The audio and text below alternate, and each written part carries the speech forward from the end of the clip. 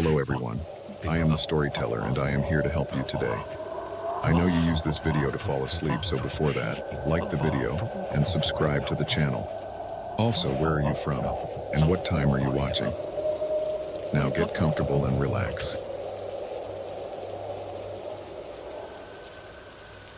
The old farmhouse loomed before me, a beacon of hope in the relentless storm. I had no idea that by knocking on that door, I was sealing my own fate. Rain lashed against my windshield, the wipers working overtime but barely making a dent in the deluge. I squinted, trying to make out the road ahead, but it was like driving through a waterfall. My hands gripped the steering wheel so tight my knuckles had turned white. I'd been on the road for hours, making my way cross-country to start a new job. The storm had come out of nowhere, transforming the peaceful countryside into a treacherous maze of winding roads and limited visibility. A flash of lightning illuminated the world for a split second, and that's when I saw it. A massive tree branch lying across the road, directly in my path. I slammed on the brakes, feeling the car hydroplane. My heart leapt into my throat as I fought to regain control. The car skidded to a stop mere inches from the fallen branch. I let out a shaky breath, adrenaline coursing through my veins. That was too close. I put the car in reverse, intending to find another route, but the engine sputtered and died. No, I muttered, turning the key again and again. Nothing. Just the click of a dead battery. Panic started to set in. I was stranded in the middle of nowhere, in the worst storm I'd ever seen, with a dead car. I grabbed my phone, praying for a signal, but the screen just showed no service and in mocking letters. Another flash of lightning revealed a distant light through the trees. A house. It was my only hope. Grabbing my raincoat, I took a deep breath and stepped out into the downpour. The rain was cold and relentless, soaking through my clothes in seconds. I slogged through the mud, my shoes squelching with every step. The wind howled, whipping my hair across my face as I struggled towards the faint glow in the distance. After what felt like hours, but was probably only minutes, I reached a rustic wooden fence. Beyond it stood an old farmhouse, its windows glowing warmly against the stormy night. I nearly cried with relief. I hurried up the creaky porch steps and knocked on the door, hugging myself against the chill. Please be home. Please be home. The door creaked open, and I found myself face to face with an elderly woman. Her silver hair was pulled back in a neat bun, and she wore a floral apron over a simple dress. "Oh, you poor dear," she said, her eyes widening at my bedraggled appearance. Come in out of that awful rain." I stepped inside gratefully, immediately enveloped by warmth and the smell of freshly baked bread. "Thank you so much," I said, my teeth chattering. "My car broke down up the road, and I was hoping I could use your phone to call for help." "Of course, dear," the woman said, closing the door behind me. "I'm Martha, and this is my husband, Tom." She gestured to an older man who had just entered the room, wiping his hands on a dish towel. "Nice to meet you," Tom said, his voice gruff but not unkind. "Nasty night to be out driving." I introduced myself and explained my situation. As I talked, Martha bustled around, bringing me a towel and insisting I sit by the fire to warm up. "I'm afraid our phone lines are down because of the storm," Tom said apologetically, "but you're welcome to stay here until morning. We can drive you into town then to get help for your car." I hesitated for a moment. Staying the night with strangers wasn't ideal, but what choice did I have? "That's very kind of you," I said. "I really appreciate it," Martha beamed. "It's no trouble at all, dear. Now let's get you into some dry clothes. I'm sure I have something that will fit you." She led me upstairs to a small guest room, its walls covered in faded floral wallpaper. The bed looked inviting, with a handmade quilt spread across it. Martha rummaged in a dresser, pulling out a nightgown and robe. "These should do nicely," she said, handing them to me. "You get changed, and I'll have some hot soup ready when you come down." I thanked her again, and she left me alone. As I peeled off my wet clothes, I couldn't help but feel grateful for the couple's kindness. It was rare to find people so willing to help a stranger these days. Dressed in the borrowed clothes, I made my way back downstairs. The soup was delicious, rich and warming. As I ate, Martha and Tom chatted amiably, asking about my job and where I was from. It all felt so normal, so safe. But as the evening wore on, I began to notice little things that seemed off. The way Tom's eyes would linger on me when he thought I wasn't looking. The tight set of Martha's smile that didn't quite reach her eyes. The locks on the outside of the guest room door. I tried to shake off my unease. They were just an ordinary elderly couple, being kind to a stranger in need. Wasn't this exactly the sort of heartwarming story you always hope to hear about? As I got ready for bed, I couldn't quite silence the voice in my head telling me something was wrong. I checked my phone again. Still no signal. I was cut off from the world, alone with two strangers in the middle of nowhere. Sleep didn't come easily.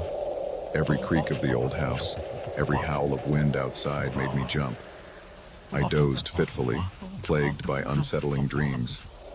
A noise jolted me awake. Footsteps in the hallway, a whispered conversation just outside my door. I lay perfectly still, straining to hear.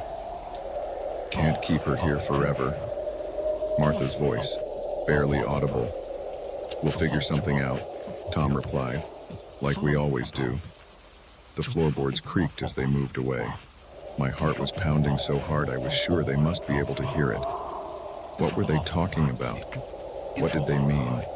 Like we always do. I slipped out of bed, my bare feet silent on the wooden floor. I had to get out of here. Carefully, I tried the door handle. Locked. Of course it was locked. The realization hit me like a punch to the gut. I was trapped. Panic threatened to overwhelm me, but I forced it down. Think, there had to be a way out. The window. I pulled back the curtains and my heart sank. Bars. Solid iron bars across every window. This wasn't a quaint farmhouse. It was a prison. I searched the room frantically for anything I could use as a weapon. Anything that might help me escape. There was nothing.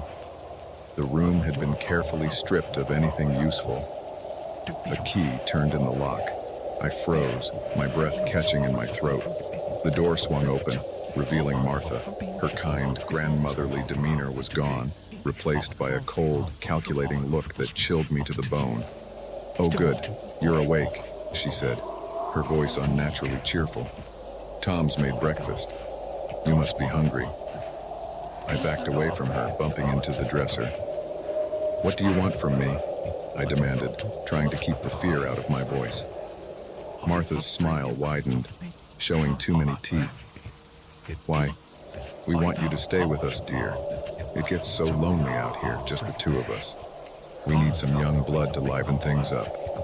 "You're insane," I said, my voice shaking. "Let me go, please." Now, she tutted. "That's no way to talk to your new family. Come along now, breakfast is getting cold." She reached for me, and I reacted instinctively.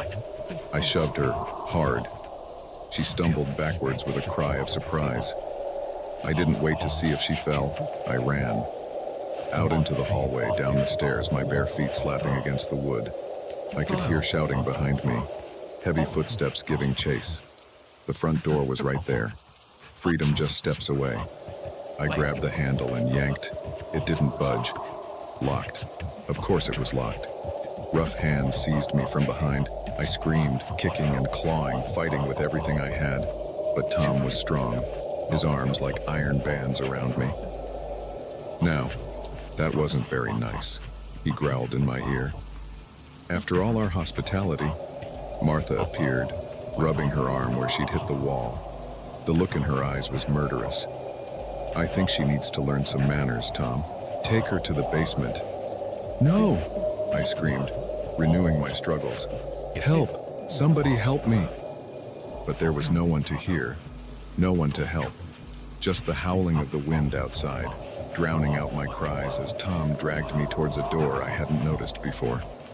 The basement stairs loomed before me, descending into darkness. I could hear faint sounds coming from below, whimpers, quiet sobs. Oh God, I wasn't the first. How many others had made the mistake of knocking on that door? As Tom forced me down the stairs, step by terrible step, I realized the true horror of my situation. This wasn't just a night of terror. This was the beginning of a nightmare that might never end. The basement door slammed shut behind us, sealing me in darkness. And all I could think was, I should have stayed in the car.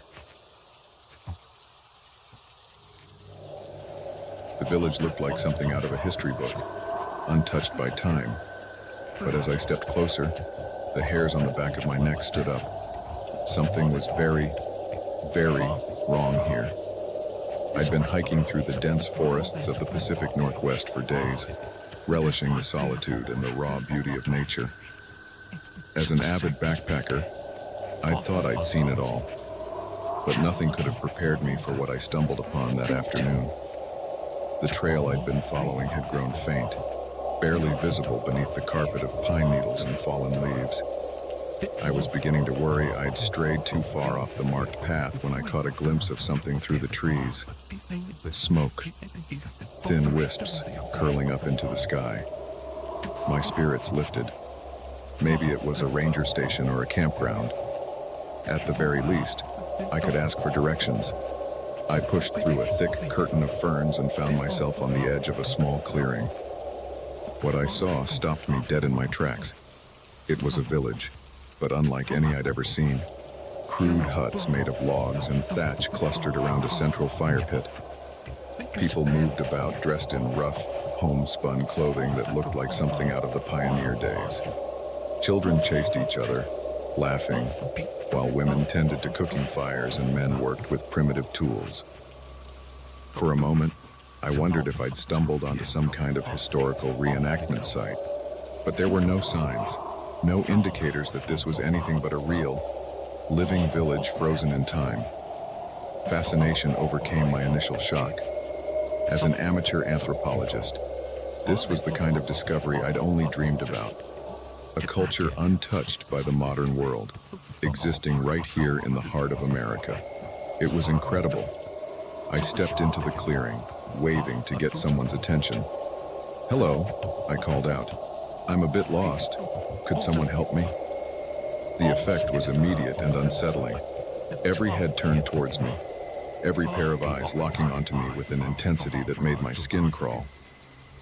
The laughter and chatter died away, replaced by an eerie silence, broken only by the crackling of fires.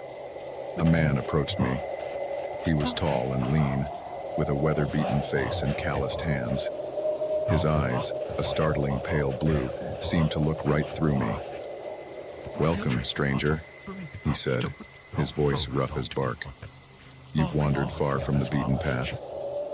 I introduced myself, explaining about my hike and how I'd gotten lost. As I spoke, I noticed more villagers gathering around, watching me with undisguised curiosity and something else. Hunger? Anticipation? I couldn't quite put my finger on it, but it made me deeply uneasy. "You must be tired," the man said. He introduced himself as Ezra, the village elder. "Come, join us. Rest, eat. We'll talk about getting you back to your world in the morning." My world. The phrasing struck me as odd, but I was too exhausted and hungry to dwell on it. I followed Ezra to one of the larger huts, acutely aware of the eyes following my every move. Inside the hut, a group of villagers had gathered. They peppered me with questions about the outside world, their eyes wide with wonder as I described things like smartphones and airplanes. It was like talking to time travelers. As night fell, they served dinner, a hearty stew that filled my belly and made my eyelids heavy. Ezra showed me to a small hut where I could sleep, assuring me we'd figure out how to get me home in the morning. I should have been elated at my incredible discovery. Instead, as I lay on the rough pallet, I couldn't shake a growing sense of dread. Something about this place, about these people, felt wrong. The way they looked at me, the odd phrases they used, the fact that such a place could exist unknown in this day and age. None of it added up. Sleep came fitfully, filled with unsettling dreams of dark forests and watching eyes. I woke with a start in the pre-dawn gloom, my heart racing. Something had woken me. A sound. A presence. I wasn't alone. A figure stood in the doorway of the hut, silhouetted against the faint light outside. I recognized her as one of the younger women from the village. Barely more than a girl, really. "You need to leave," she whispered urgently. "Now, while everyone's still asleep." I sat up, fully awake now. "What? Why?" She glanced nervously over her shoulder before continuing. "This place, it's not what you think. We're not what you think. You have to go before it's too late." A chill ran down my spine. "What do you mean? What is this place?" "There's no time to explain," she hissed. "Just go. Head east, towards the rising sun. Don't stop. Don't look back. If you hear anyone calling your name, ignore it. Run." Before I could ask anything more, she was gone, melting into the shadows like a ghost. My mind was reeling, but instinct told me to listen to her warning. I grabbed my backpack and slipped out of the hut. The village was quiet. The fires burned down to embers. It would have seemed peaceful if not for the palpable sense of menace in the air. I made it to the edge of the clearing before I heard it. A low, keening wail that made my blood run cold. It was joined by another, then another, a chorus of inhuman voices rising in the pre-dawn darkness. They knew I was gone. I ran. Branches whipped at my face as I crashed through the underbrush, my breath coming in ragged gasps.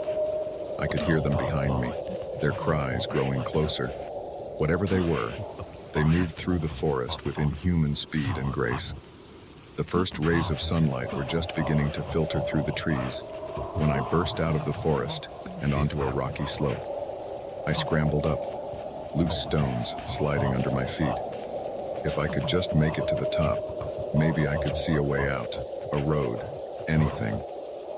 I was halfway up when a hand closed around my ankle. I kicked frantically, connecting with something solid. There was a grunt of pain, and the grip loosened. I clawed my way up the last few feet and pulled myself over the top. What I saw stole the breath from my lungs. Spread out below me was a vast valley, and nestled in its heart was a city. A modern city with roads and buildings and the distant sound of traffic. It had been there all along, just on the other side of the mountain. I wanted to laugh with relief, but the sound died in my throat as I turned and saw my pursuers cresting the ridge. They looked like the villagers I'd met, but wrong. Their skin was pale as milk, their eyes too large, their mouths filled with sharp teeth. They moved with a fluidity that was almost beautiful, if it wasn't so terrifying. Ezra was at their head, his kindly demeanor gone. Now he looked ancient and terrible, his eyes blazing with an unholy light. "Did you think you could just leave?" he snarled, "and that we'd let you go back to your world and destroy everything we've built here? What are you?" I managed to choke out. His laugh was like stones grinding together. "We are the old ones, the forgotten ones. We've lived in these woods since before your kind learned to build cities and worship false gods. We keep to ourselves mostly, but sometimes..." His eyes raked over me hungrily. "Sometimes we need new blood." They were closing in, forming a half circle around me. I backed up until I felt the edge of the cliff at my heels. Rocks skittered down the steep slope, disappearing into the forest below. "You have two choices," Ezra said, his voice almost gentle now. "Come back with us. Join us. Become one of us. Or..." He glanced meaningfully at the cliff behind me. Time seemed to slow down. I looked from the monsters in front of me to the long drop behind me, then to the city in the valley below. So close, and yet impossibly far. I closed my eyes, took a deep breath, and made my choice. I jumped. The wind rushed past me as I fell, the world spinning crazily. I caught glimpses of the sky, the trees, the unforgiving ground rushing up to meet me. Above, I heard howls of rage and frustration. I'd like to say I had some profound realization in those last moments, that my life flashed before my eyes, but all I could think was, this is going to hurt. I crashed through the canopy of trees, branches snapping and clawing at me as I fell. And then, suddenly, I wasn't falling anymore. I opened my eyes, certain I must be dead, but the pain flooding every inch of my body told me otherwise. Somehow, miraculously, I'd survived. I lay there for a long time, afraid to move, afraid that if I did, I'd discover some horrific injury. But eventually, I managed to sit up. Nothing seemed to be broken, though I was covered in cuts and bruises. I looked up at the cliff I jumped from. It was high, but not as high as it had seemed in the moment. A combination of luck, tree branches, and soft underbrush had saved my life. There was no sign of Ezra or the other creatures. Maybe they couldn't leave their territory. Maybe they thought the fall had killed me. Whatever the reason, I wasn't going to wait around to find out. Every movement was agony, but I forced myself to my feet and started walking east, towards the city, towards safety. It took hours, but finally, I stumbled out onto a road. A passing motorist took one look at my battered and wild-eyed appearance and called an ambulance. In the hospital, I told the police a sanitized version of events, that I'd gotten lost while hiking and fallen down a cliff. They nodded sympathetically, clearly thinking I was just another unprepared tourist who'd underestimated the wilderness. I never told anyone the full story. Who would believe me? Sometimes I wonder if I imagined it all, if the isolation and the fall had caused some kind of hallucination. But on quiet nights, when the wind whispers through the trees, I remember the village frozen in time, the creatures with two sharp teeth, and the terrible choice I had to make. And I know that somewhere out there in the deep, dark woods, they're still waiting, watching, hungry for new blood.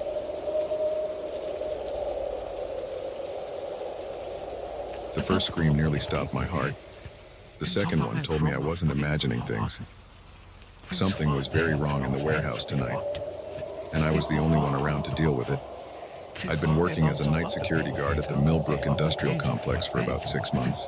It was an easy gig, mostly just walking around, checking locks, and making sure no one was where they shouldn't be. The pay wasn't great, but the quiet suited me. After 2 tours in Afghanistan, I appreciated a job where the most excitement usually came from chasing away teenagers looking for a place to party. Tonight started like any other. I arrived just before sunset, checked in with the day shift guard, and settled into my routine. The complex was huge, a maze of warehouses and storage units. My first walkthrough usually took about 2 hours. I was halfway through my rounds when I heard it, a muffled thump coming from warehouse 17. I paused, tilting my head to listen. It could have been nothing. Old buildings make noise all the time, settling and creaking. But something about it made the hairs on the back of my neck stand up. Warehouse 17 was supposed to be empty. It was a new addition to the complex, not yet in use. No one should have been in there. I approached cautiously, my hand resting on the taser at my hip. As I got closer, I heard more noises, hushed voices, the scrape of something heavy being moved across the floor. My first instinct was to call it in, but I hesitated. If it was just some kids messing around, I didn't want to make a big deal out of it. Besides, my radio had been acting up lately, cutting out at random. I decided to take a closer look before raising the alarm. The side door to the warehouse was ajar, a sliver of light spilling out into the darkness. I eased it open, wincing at the slight creak of the hinges. The voices inside fell silent. I slipped inside, keeping close to the wall. The warehouse was dimly lit, most of the overhead lights off. Stacks of crates and pallets created a labyrinth of shadows. The air was thick with the smell of dust and machine oil. I moved deeper into the warehouse, my eyes straining to adjust to the gloom. That's when I saw them, 3 men, gathered around a stack of crates. They were dressed in dark clothes, their faces obscured by ski masks. One of them was holding a crowbar. My heart rate spiked. This wasn't a bunch of kids looking for thrills. These were professionals. I should have backed out right then, called the police. But curiosity got the better of me. What were they after? What was in those crates that was worth the risk of breaking in? I crept closer, using the stacks of pallets as cover. The men were talking in low voices, but I could catch snatches of their conversation. Sure this is the right shipment? Positive. Boss says it's worth millions. Let's just get it and get out of here. This place gives me the creeps. One of them pried open a crate, and I caught a glimpse of what was inside. My breath caught in my throat. Guns. High-end military-grade weapons that definitely shouldn't have been there. I'd stumbled onto something big. Too big for me to handle alone. I needed to get out, to call for backup. I started to back away, my mind racing, and then my radio crackled to life. Base to Johnson, come in. Everything okay out there? The warehouse fell silent. I froze, my heart pounding so loud I was sure they could hear it. Then one of the men spoke, his voice hard and cold. Find them. I ran. There was no point in stealth now. I sprinted for the exit, hearing shouts and the pounding of feet behind me. I burst out of the warehouse into the cool night air, not daring to look back. I knew the complex better than they did. I weaved between buildings, doubling back and taking random turns, trying to lose them. But they were persistent, and I could hear them spreading out, trying to cut me off. I ducked into another warehouse, this one filled with old machinery. I crouched behind a rusted conveyor belt, trying to catch my breath and think. I needed to get to a phone, to call for help, but my cell was in the guard shack on the other side of the complex, and these guys were between me and it. A sound made me freeze. Footsteps, slow and deliberate, entering the warehouse. I held my breath, pressing myself against the cold metal of the conveyor belt. We know you're in here, rent-a-cop, a voice called out. Come out now and we won't hurt you, much. I didn't believe that for a second. These guys weren't leaving any witnesses. The footsteps drew closer. I looked around desperately for a weapon, anything I could use to defend myself. My eyes fell on a piece of pipe lying nearby. It wasn't much, but it was better than nothing. I gripped the pipe tightly, my palms sweaty. The footsteps were right on the other side of the conveyor belt now. I could hear the man's breathing, see the beam of his flashlight sweeping back and forth. He rounded the corner, and I swung. The pipe connected with a satisfying thunk, and the man went down hard. I didn't wait to see if he was getting up. I ran, out of the warehouse, into the maze of alleys between buildings. I could hear shouts in the distance. They knew I'd taken one of them out. They'd be even more determined now. I needed a plan. I couldn't keep running forever. Eventually, they'd corner me, or I'd make a mistake. I needed to turn the tables somehow. An idea started to form. It was risky, maybe even crazy, but it was the best shot I had. I made my way to Warehouse 12. It was where they stored cleaning supplies and maintenance equipment. More importantly, it had a control panel for the complex's sprinkler system. I slipped inside, my eyes quickly adjusting to the dimness. The control panel was on the far wall. I hurried over to it, my fingers flying over the switches. In Afghanistan, I'd worked with the combat engineers enough to pick up a few tricks. I just hoped I remembered them correctly. I heard a noise outside, voices approaching. Time was up. I flipped the last switch and ran for cover. The sprinklers came on with a hiss, water raining down throughout the complex. But it wasn't just water. I'd rerouted the system to pull from the tanks of industrial cleaner stored in the warehouse. The whole place was being doused in a cocktail of harsh chemicals. Shouts of surprise and anger erupted outside. I allowed myself a grim smile. Let's see how well they could search with burning eyes and slippery footing. I used the confusion to make my way towards the guard shack. The whole complex was in chaos now. Alarms were blaring, lights flashing. The chemical-laced water made everything slick and dangerous. I was almost there when a figure loomed out of the mist. It was one of the men, his eyes red and streaming from the chemicals. He swung wildly at me with a crowbar. I ducked under the blow and tackled him, both of us sliding across the wet pavement. We grappled, rolling over and over. He was strong, but I was fighting for my life.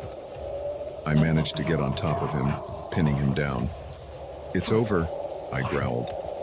"The police will be here any minute." As if on cue, I heard sirens in the distance. The man's eyes widened in fear, then narrowed in hatred. With a surge of strength, he threw me off and scrambled to his feet. I watched him run off into the chemical mist, knowing I couldn't catch him. It didn't matter. The police would be here soon, and I had bigger concerns. I made it to the guard shack and called 911, then the complex's owner. By the time the police arrived, the sprinklers had washed away most of the evidence. But the crate of guns was still there, and my testimony was enough to launch a full investigation. In the days that followed, the truth came out. The complex had been used as a waypoint in an international arms smuggling operation. The owner claimed ignorance, but evidence suggested otherwise. The whole thing went much deeper and higher up than anyone had suspected. As for me, I was hailed as a hero. There was talk of promotions, of joining the police force, but I turned it all down. I'd had enough excitement to last a lifetime. These days, I work security at a shopping mall. The most action I see is chasing down shoplifters, and that suits me just fine. But sometimes, on quiet nights, I remember the warehouse, the guns, the chase, the fear and the adrenaline, and I wonder what else might be hiding in the dark corners of seemingly ordinary places, waiting for someone to stumble upon it. The footprints appeared overnight, a perfect circle around my tent. I hadn't heard a sound, hadn't sensed a presence, but there they were, silent testimony that I was not alone in these woods. I'd come to the Cascade Mountains to find solitude, to escape the noise and chaos of city life. After a messy breakup and losing my job, I needed time to clear my head, to remember who I was when the world wasn't pressing in on all sides. The idea of a solo camping trip had seemed perfect. Just me, the wilderness, and my thoughts. I'd spent the last 3 days hiking deeper into the backcountry, relishing the burn in my muscles and the crisp mountain air. Yesterday evening, I'd found the perfect spot to set up camp, a small clearing near a babbling brook, surrounded by towering pines. As I'd pitched my tent and started a small fire, I'd felt a sense of peace settling over me for the first time in months. That peace shattered the moment I unzipped my tent this morning and saw the footprints. They were large, much bigger than my own, and deeply pressed into the soft earth. Whatever had made them was heavy, and there were so many of them, forming a perfect circle around my campsite, as if something had paced around me all night long. A chill ran down my spine that had nothing to do with the morning air.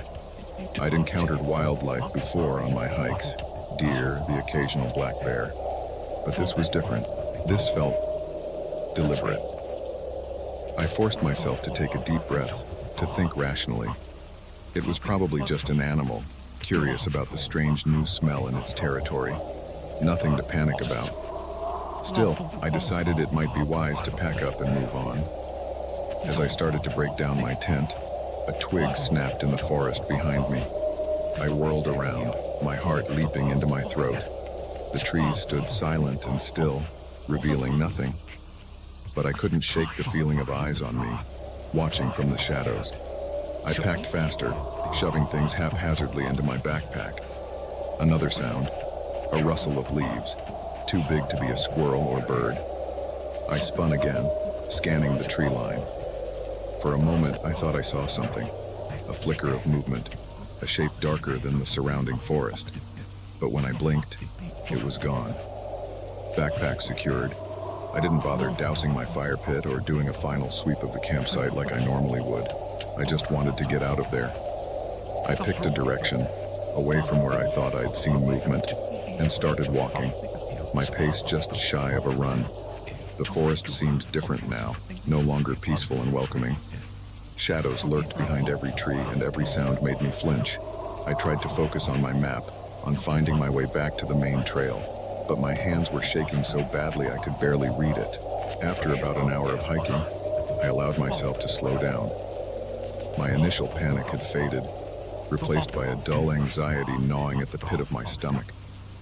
I hadn't seen or heard anything strange since leaving the campsite. Maybe I had overreacted. Maybe it really had just been an animal.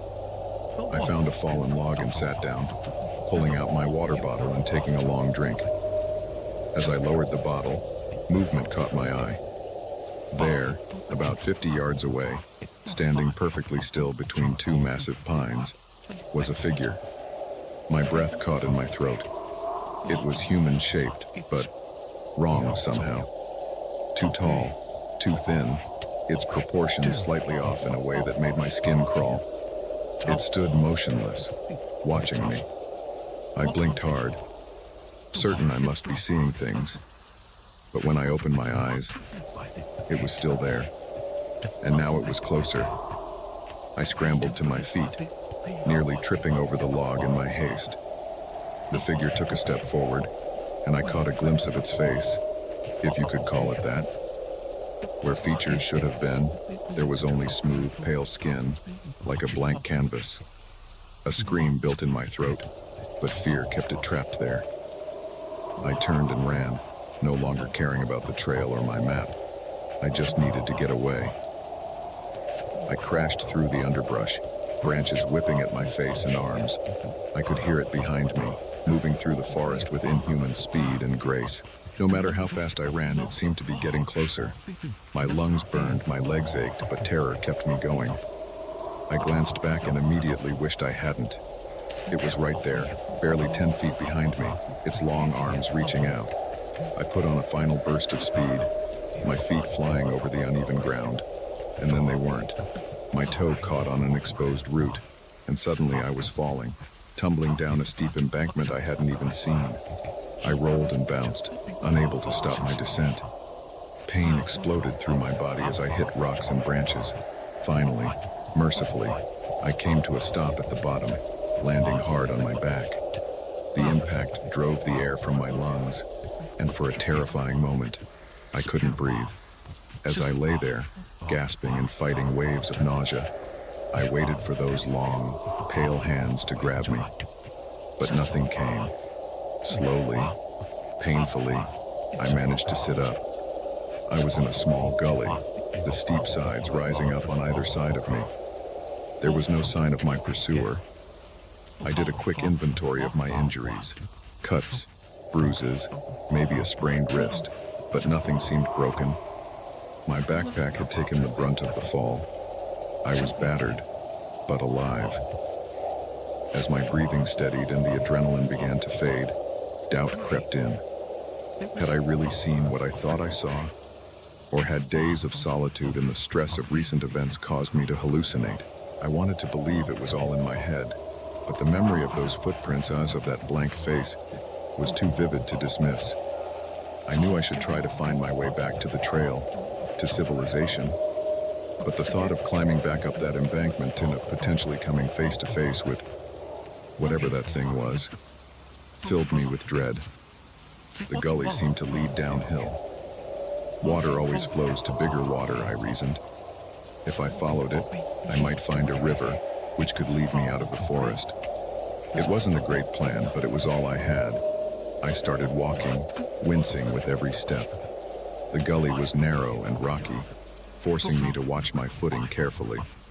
The forest pressed in close on either side, the trees seeming to lean over the edges, blocking out most of the sunlight. As I walked, I tried to make sense of what had happened. What was that thing? A person in some kind of costume, a bear standing on its hind legs, my own fear-addled imagination. None of the explanations quite fit, but I clung to them anyway. The alternative, that there was something in these woods that defied explanation, was too terrifying to contemplate. The day wore on, and the gully showed no signs of widening or leading to a river. My water was running low, and the granola bars in my pack weren't enough to quell the hunger gnawing at my stomach. Worse, I was starting to hear things. Whispers on the wind, footsteps just out of sight. Every time I whirled to look, there was nothing there. but the feeling of being watched, of being hunted, never left. As the light began to fade, panic set in. I couldn't be out here at night. I couldn't face the darkness knowing that thing might be lurking in it. I started to jog, ignoring the protests of my battered body. Just when I was about to give up hope, to curl up in a ball and wait for whatever fate had in store for me, I saw it, a break in the trees ahead. I pushed myself harder, hope giving me a final burst of energy. I burst out of the gully and found myself on the edge of a small town. Lights glowed warmly in windows, and I could hear the distant sound of traffic. I had never been so happy to see signs of civilization in my life. I stumbled into town, aware of the strange looks I was getting from passers-by. I must have been quite a sight, dirty, bleeding, wild-eyed with fear and exhaustion. I made my way to the local sheriff's office, collapsing into a chair in the lobby. The deputy on duty was kind, if a bit skeptical of my story. He took my statement, called in a search party to look for other hikers who might be in trouble, and arranged for me to stay at a local motel for the night. As I lay in the motel bed that night, every light in the room blazing, I tried to convince myself that it was over. I was safe now, back in the world of streetlights and cell phones and other people. Whatever I had encountered in the woods, real or imagined, couldn't reach me here. But every time I closed my eyes, I saw that blank face. And in the quiet moments between the sounds of passing cars and the hum of the air conditioner, I could swear I heard whispers. I didn't sleep that night, or the next. Even after I returned home, even after weeks had passed, I found myself jumping at shadows, always looking over my shoulder, because deep down, I knew the truth. You can leave the forest, but the forest doesn't leave you. And somewhere out there in the deep, dark woods, something is waiting, watching, and someday, it might just come looking for me again.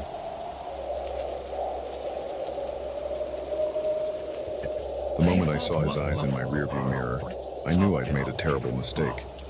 But by then, it was too late. The stranger was in my car, and we were hurtling down a lonely highway into the darkest night of my life. It had started as a normal day. I was driving back from a business trip, a 6-hour journey I'd made dozens of times before. The rain had been relentless since I left the city, pounding against my windshield in sheets. I was tired, the kind of bone-deep exhaustion that makes your eyes burn and your thoughts fuzzy. I just passed a sign indicating the next town was 50 miles away when I saw him.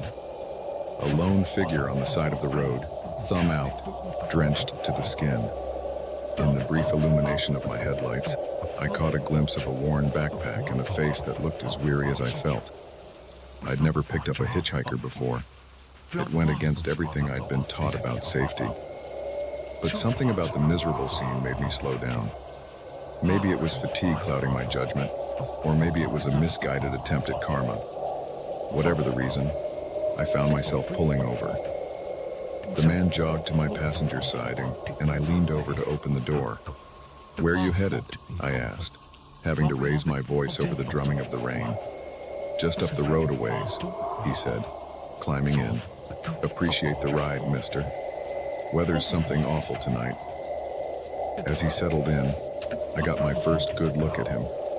He was younger than I'd initially thought, probably in his late 20s. His clothes were soaked through, his hair plastered to his forehead. But it was his eyes that caught my attention, pale blue and intensely alert, a stark contrast to his bedraggled appearance. "I'm Jake," I said, pulling back onto the highway. "There's a town about 50 miles up. That far enough." He nodded, a slight smile playing at the corners of his mouth. "That'll do just fine, Jake. Name's Ray." We drove in silence for a while, the rhythmic swish of the wipers and the hum of the engine, the only sounds. I snuck glances at Ray out of the corner of my eye. He sat perfectly still, staring straight ahead, that faint smile never leaving his lips. "So," I said, trying to break the awkward silence, "what brings you out here in this weather?" Ray turned to look at me, and I felt a chill run down my spine.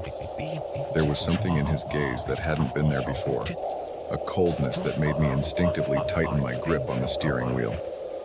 "Oh, you know," he said, his voice low and even. "Just trying to get where I need to go." I nodded, unsure how to respond. The silence that followed was heavy, oppressive. I reached to turn on the radio, desperate for some noise to fill the car. Ray's hand shot out, grabbing my wrist. His grip was like iron. "I wouldn't do that if I were you, Jake," he said softly. "We need to have a little chat, you and I." My heart began to race. I tried to pull my hand away, but his grip only tightened. "What are you doing?" I asked, my voice cracking. "Let go of me." "Keep driving," Ray said, his tone leaving no room for argument, "and listen very carefully." I did as he said, my mind whirling. How had I gotten myself into this situation? What did he want? "You're probably wondering why I'm doing this," Ray said, as if reading my thoughts. "The truth is, Jake, you're not the first person to pick me up tonight, but you might be the last." A cold sweat broke out on my forehead. "What do you mean?" I asked, though I wasn't sure I wanted to know the answer. Ray's grip on my wrist loosened slightly, but I didn't dare move. "I've been walking this road for a long time, Jake, longer than you can imagine. And I've learned that people like you, kind people, good Samaritans, you're all the same deep down." He leaned in closer, and I could feel his breath on my ear. "You all think you're doing a good deed, don't you? Helping out a stranger in need. But the truth is, you do it because it makes you feel good about yourself. It lets you pat yourself on the back and say, 'Look at me, I'm such a nice person.' I wanted to protest, to defend myself, but fear kept me silent. But I wonder," Ray continued, "how nice you'd be if you knew the truth. If you knew what I've done to the others who picked me up." My blood ran cold. Others. What had he done? "Take the next right," Ray instructed, pointing to a narrow dirt road I hadn't even noticed. I hesitated, my foot hovering over the brake pedal. This was my chance. I could stop the car, try to overpower him, make a run for it. As if sensing my thoughts, Ray pressed something hard and metallic against my ribs. "I wouldn't if I were you, Jake. This gun has already seen plenty of action tonight. Don't make me use it again." My hopes of escape crumbled. With shaking hands, I turned onto the dirt road. The trees closed in around us, branches scraping against the sides of the car. The headlights barely penetrated the darkness ahead. "You know what I've noticed, Jake?" Ray said conversationally, as if we were old friends out for a drive. "Most people, when they realize they're in danger, they beg. They plead for their lives, make promises, offer money. But not you. You're different." I swallowed hard, trying to keep my voice steady. "What do you want from me?" Ray chuckled, a sound devoid of any real humor. "What do I want? That's a good question, Jake. A very good question indeed." We drove in silence for what felt like hours, but was probably only minutes. The road got rougher, the car bouncing and jolting over ruts and rocks. Finally, we came to a clearing. Ray told me to stop the car. "Turn off the engine," he instructed, "but leave the headlights on." I did as he said, my hands shaking so badly I could barely manage the key. The sudden silence was deafening, broken only by the continued patter of rain on the roof. "Get out," Ray said, slowly. I opened the door and stepped out into the rain. It was cold, soaking through my shirt in seconds. Ray followed, keeping the gun trained on me. "Walk to the front of the car," he said. As I moved, the headlights illuminated something that made my stomach lurch. A hole, a large, rectangular hole dug into the muddy earth.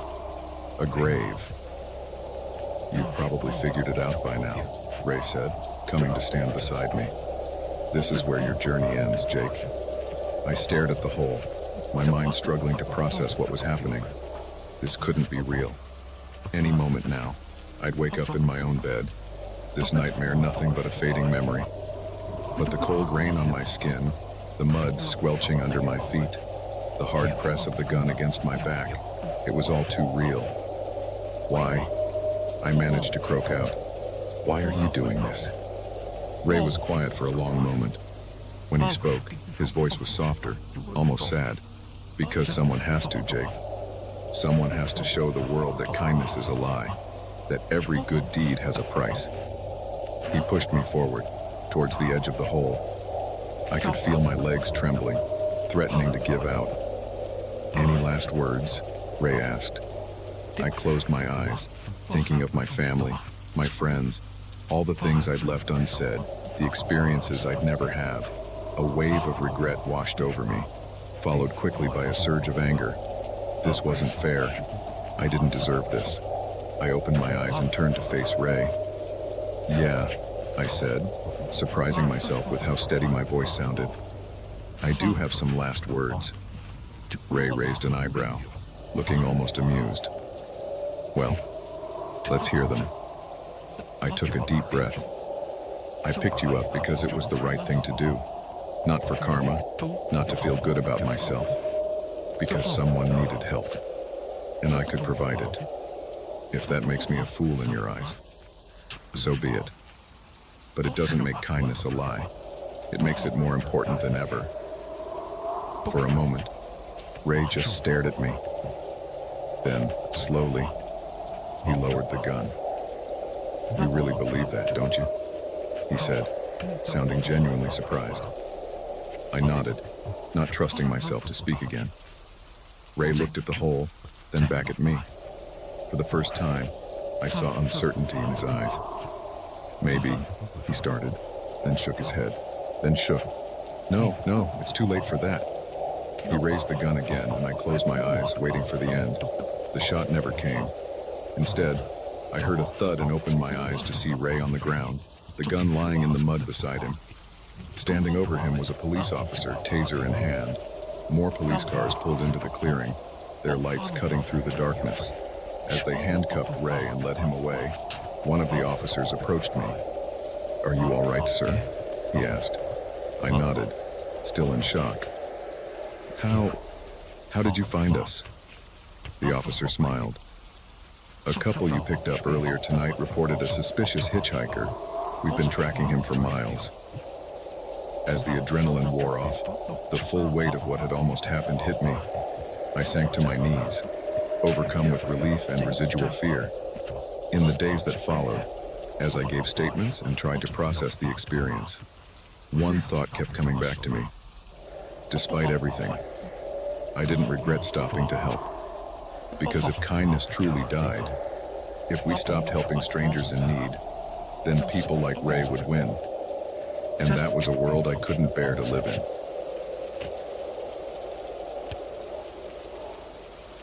The first bullet shattered the window, spraying glass across the cabin floor. The second one missed my head by inches. In that moment, I realized our family vacation had just become a fight for survival. It was supposed to be a perfect getaway.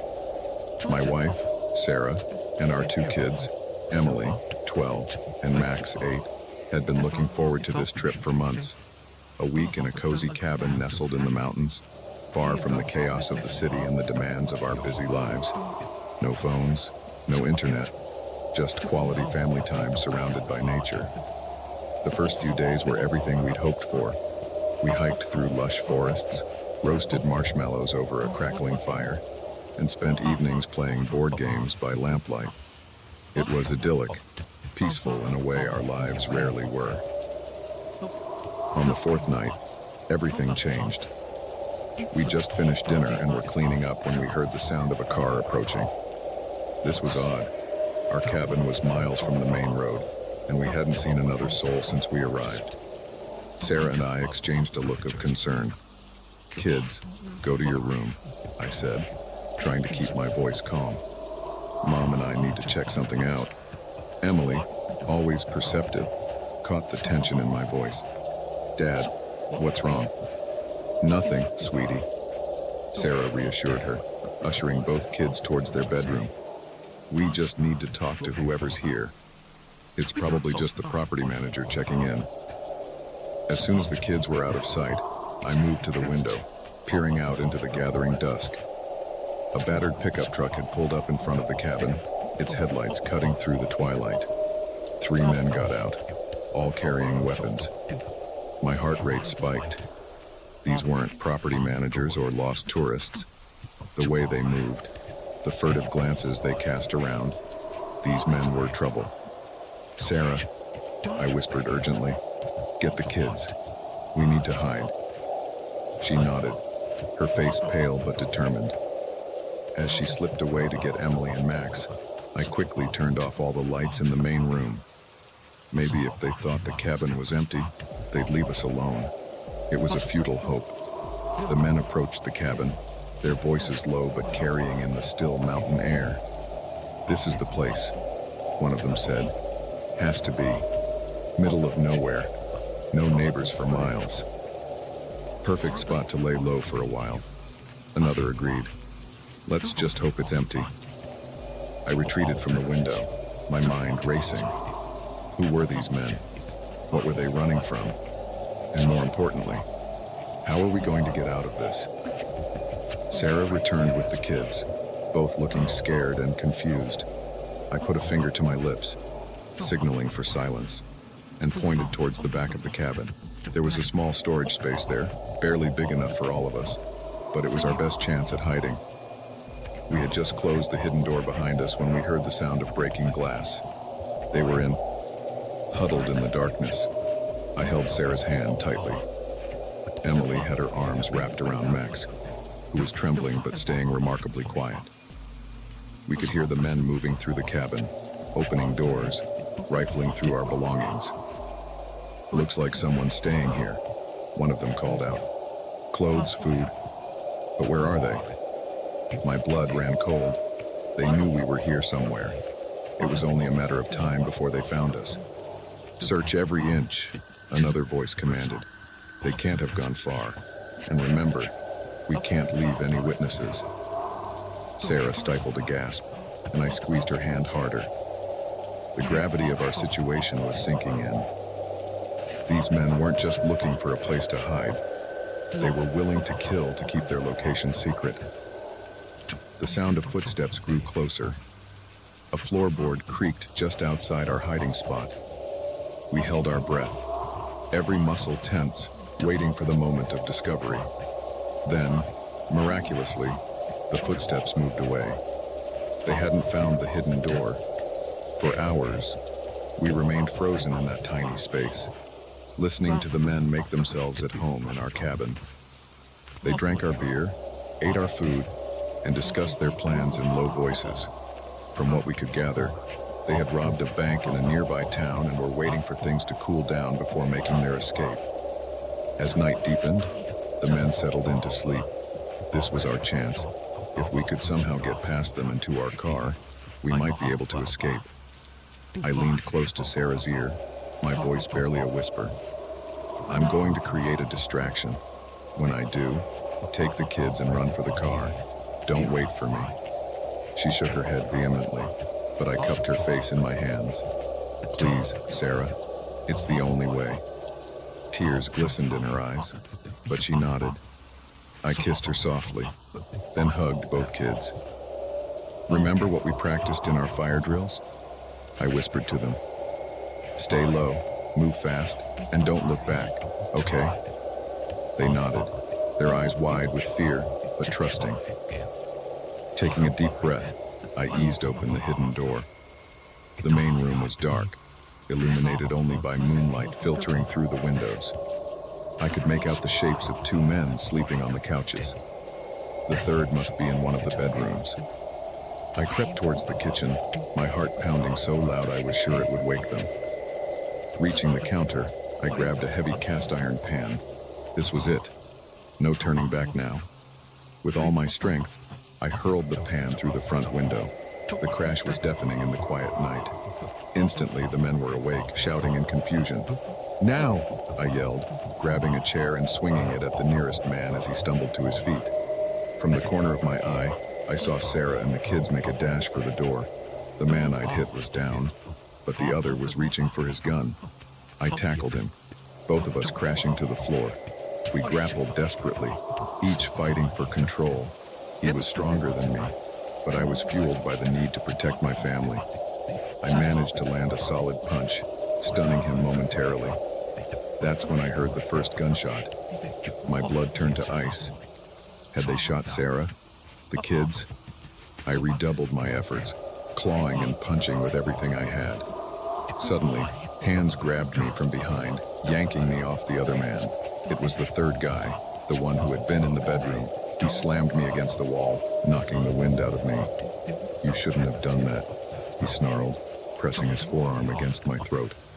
I struggled to breathe, spots dancing in my vision. This was it. I had failed. My family. The roar of an engine cut through the night, followed by the screech of tires on gravel. Despite the man choking me, I felt a surge of hope. They had made it to the car. The man pinning me cursed, releasing his hold slightly as he turned towards the sound. It was all the opening I needed. I brought my knee up hard, catching him in the groin.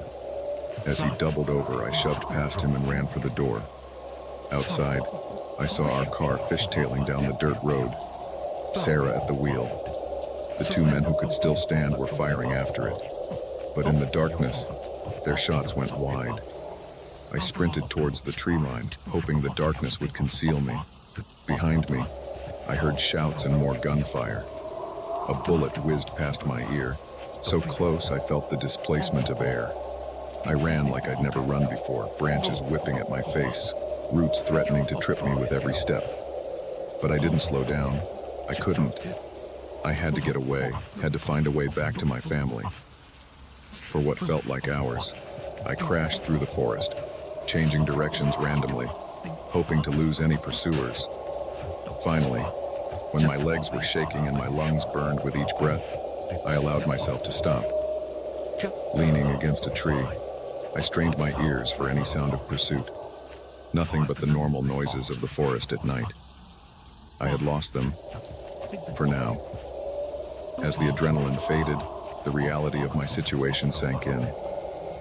I was alone in the wilderness, miles from civilization, with 3 armed men between me and safety, and my family. God, I hoped they were okay. I knew Sarah would go to the police. Help would be coming. I just had to survive until then. As the first light of dawn began to filter through the trees, I started walking. I didn't know exactly where I was going, but I knew I couldn't stay put. Those men were still out there, and they wouldn't stop looking for me. Every snapping twig, every rustle of leaves sent a jolt of fear through me, but I kept going, driven by the need to reunite with my family, to make sure they were safe. It was mid-afternoon when I heard the helicopters. The sound filled me with equal parts hope and dread. Help had arrived, but would it find me before the criminals did? I found a clearing and waved frantically, shouting at the top of my lungs. For a heart-stopping moment, I thought they hadn't seen me. But then the helicopter circled back, hovering overhead. As I was lifted to safety, I saw police cars converging on the cabin in the distance. It was over. We had survived. Hours later, in the fluorescent-lit waiting room of a local hospital, I held Sarah and the kids close, hardly daring to believe we were all okay. We were battered, exhausted, and traumatized, but we were alive. We were together. Our perfect family vacation had turned into a nightmare, but we had made it through. And in that moment, surrounded by the people I loved most in the world, I knew that we could make it through anything.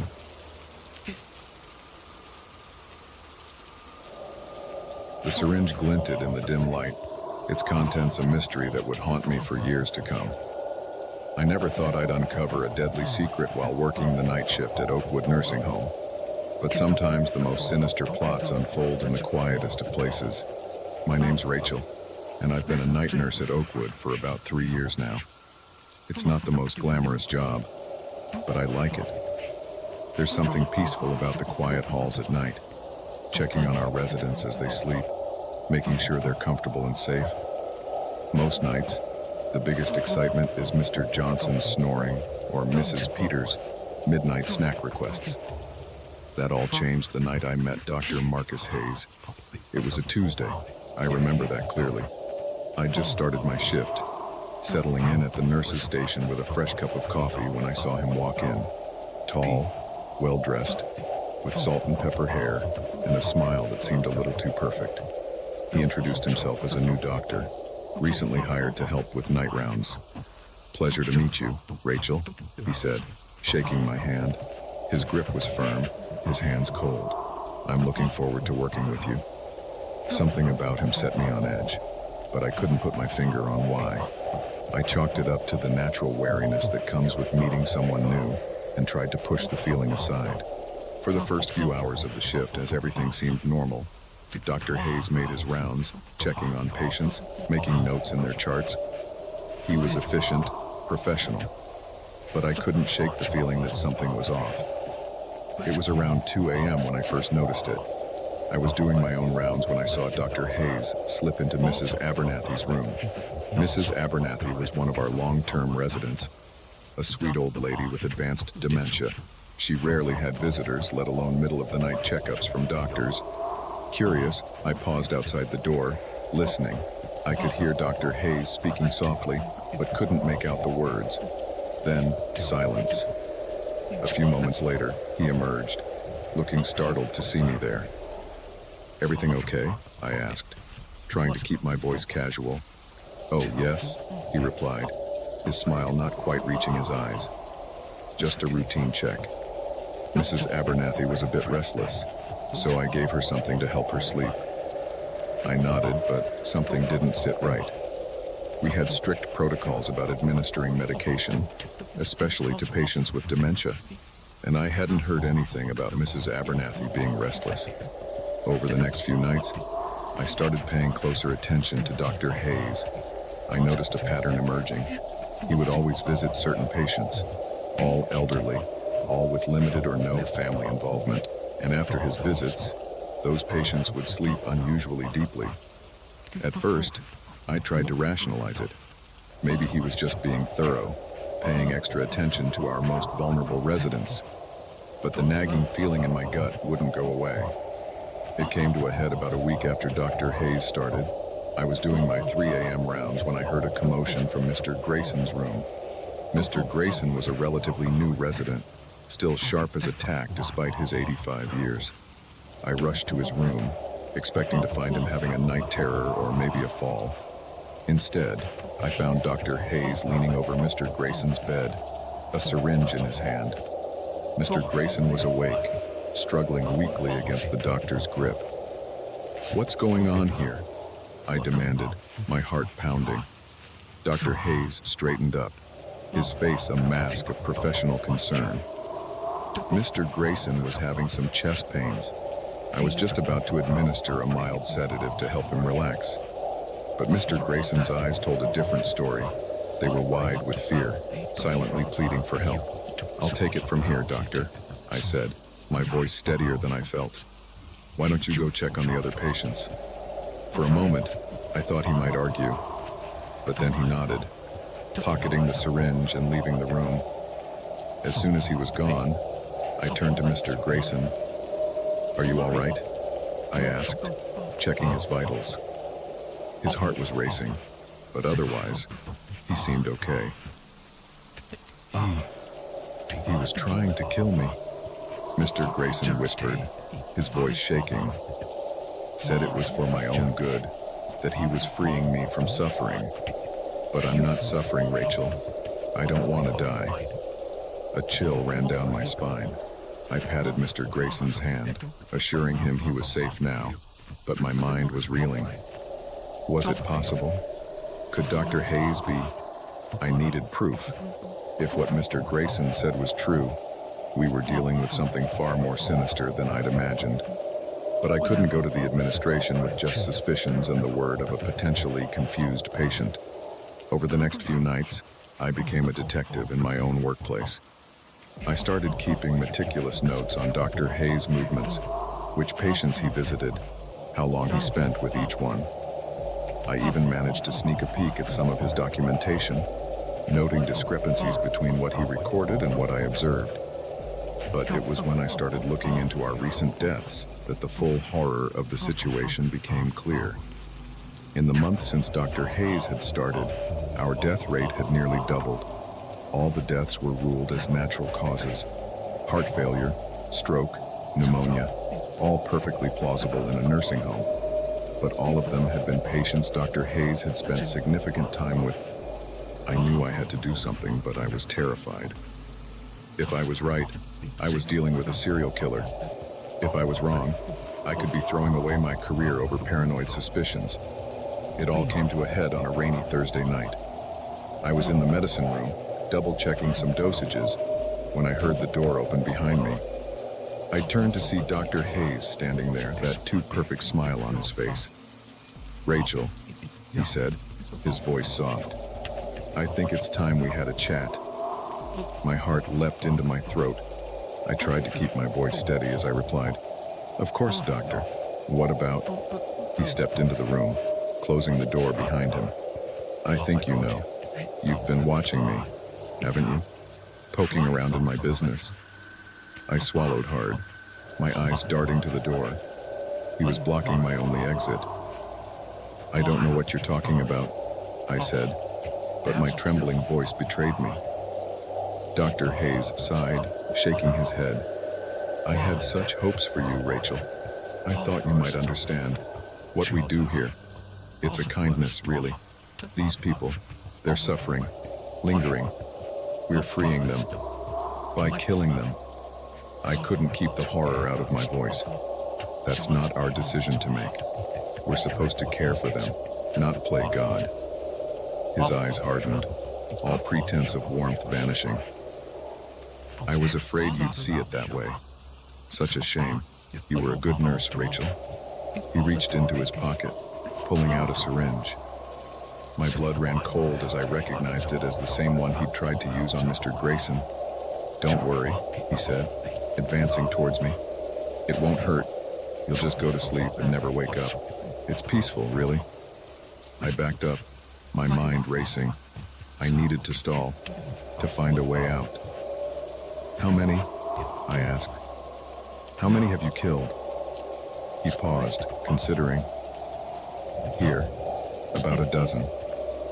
But I've worked in many facilities over the years. I've freed hundreds from their suffering." I felt sick.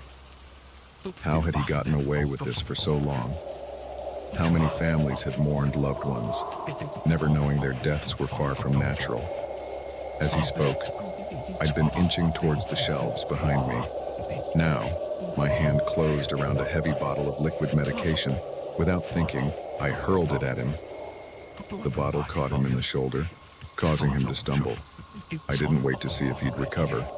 I shoved past him, yanking the door open and running into the hallway. "Help!" I screamed, my voice echoing through the quiet halls. "Somebody help!"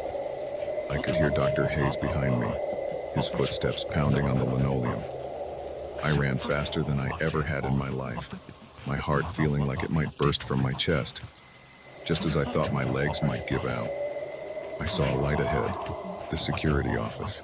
I burst through the door, startling the night guard awake. "Call the police," I gasped. "Dr. Hayes, he's killing patients." The next few hours passed in a blur. The police arrived. Dr. Hayes was arrested. They found evidence in his locker, detailed records of his victims, drugs that had no place in a nursing home. It was over. In the days that followed, as the full extent of Dr. Hayes' crimes came to light, I struggled to come to terms with what had happened. How could someone sworn to help people cause so much harm? How had we all been so blind? But amid the horror and the guilt, there was also a sense of relief. We had stopped him. No more families would lose loved ones to his twisted idea of mercy. Now, as I walk the quiet halls of Oakwood at night, I'm more vigilant than ever. Every patient, every visitor, every new staff member is scrutinized. Because I've learned the hard way that sometimes the real monsters wear white coats and winning smiles. And the most vulnerable among us need our protection more than we ever realized.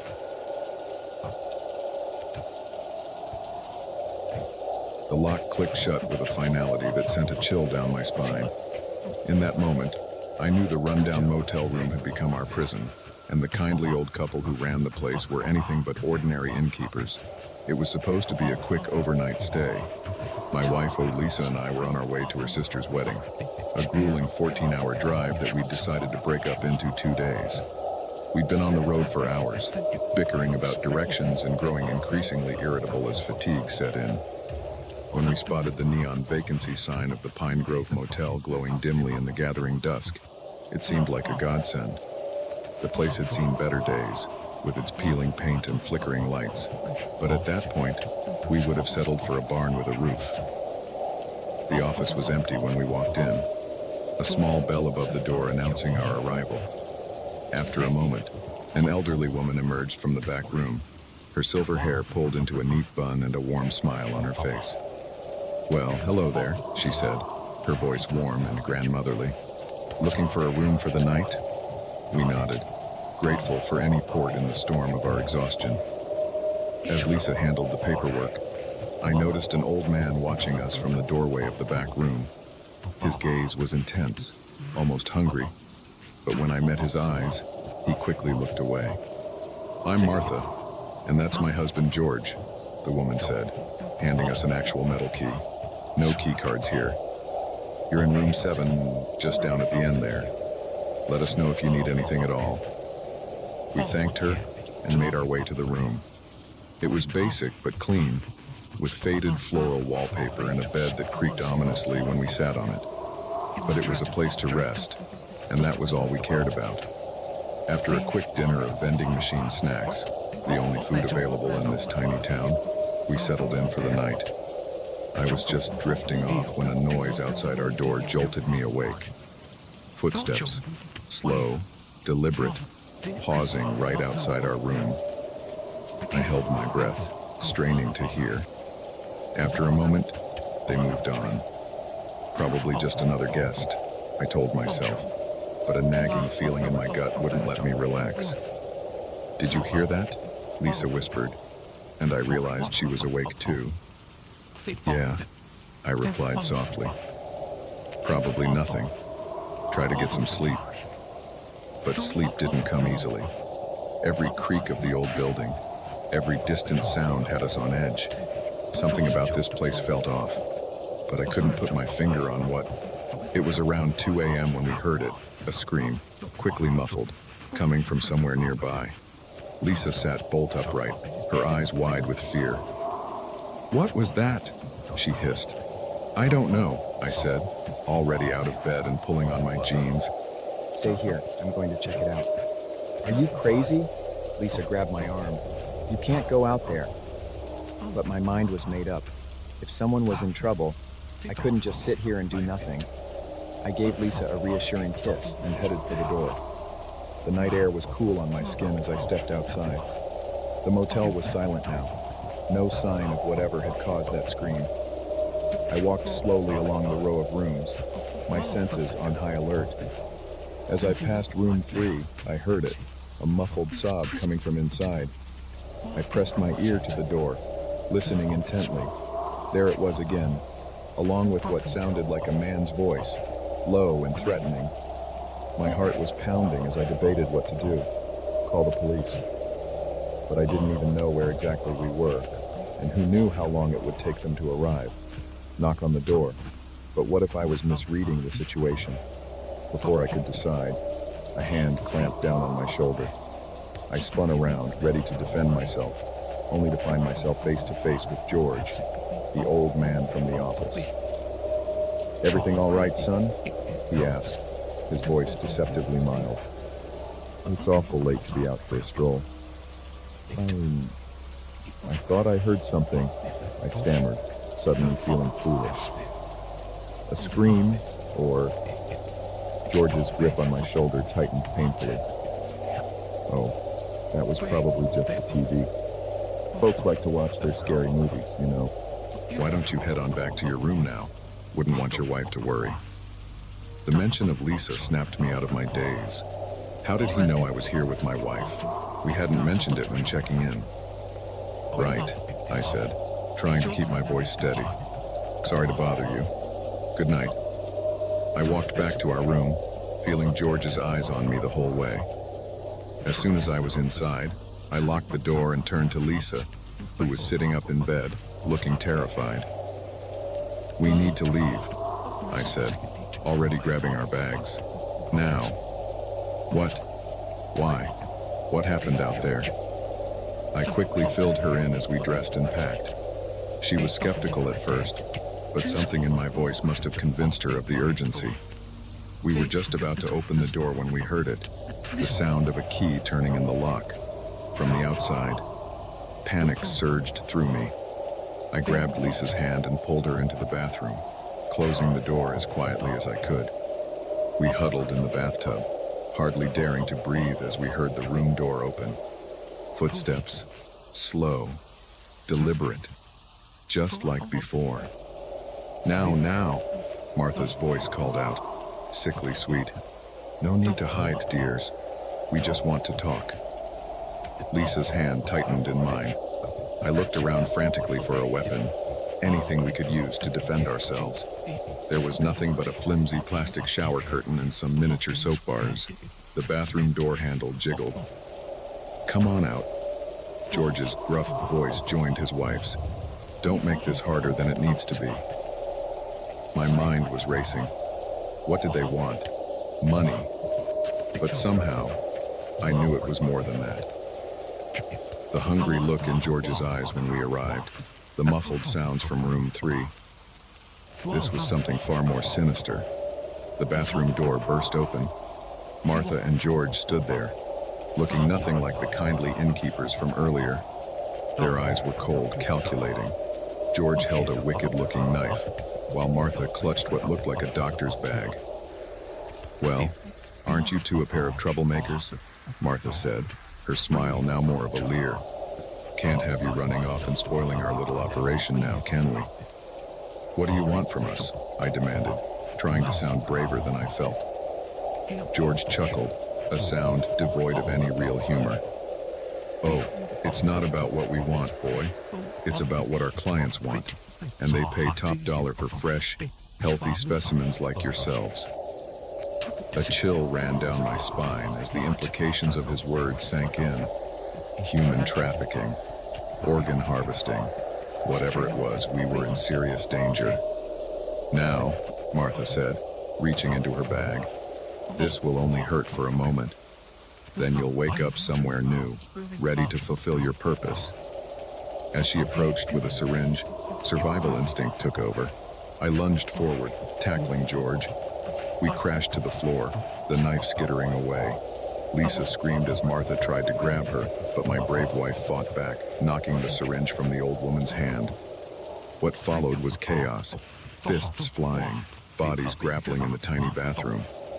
I managed to land a solid punch on George's jaw, stunning him long enough for me to scramble to my feet.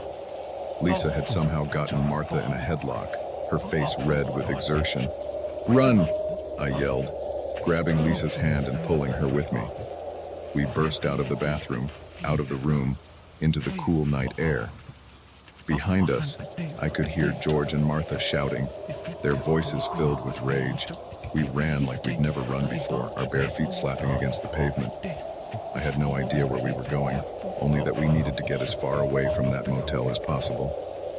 After what felt like hours but was probably only minutes, we spotted lights ahead, a truck stop, open 24 hours. We burst through the doors, gasping for breath, probably looking like lunatics to the startled cashier. "Please," Lisa managed between gulps of air. "Call the police. The motel, Pine Grove. The cashier, bless her, didn't ask questions. She took one look at our terrified faces and picked up the phone.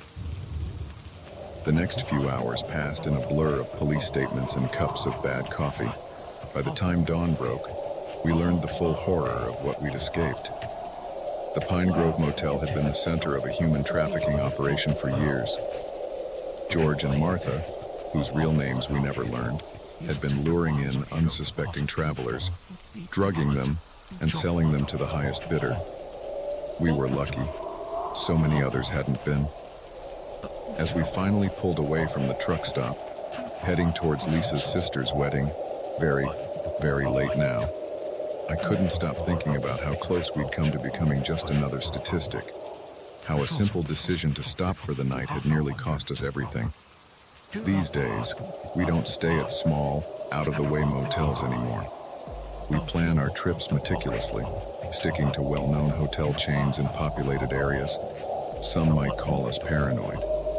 But after what we experienced at the Pine Grove Motel, we know better than most that sometimes the real monsters are hiding behind friendly smiles and vacancy signs.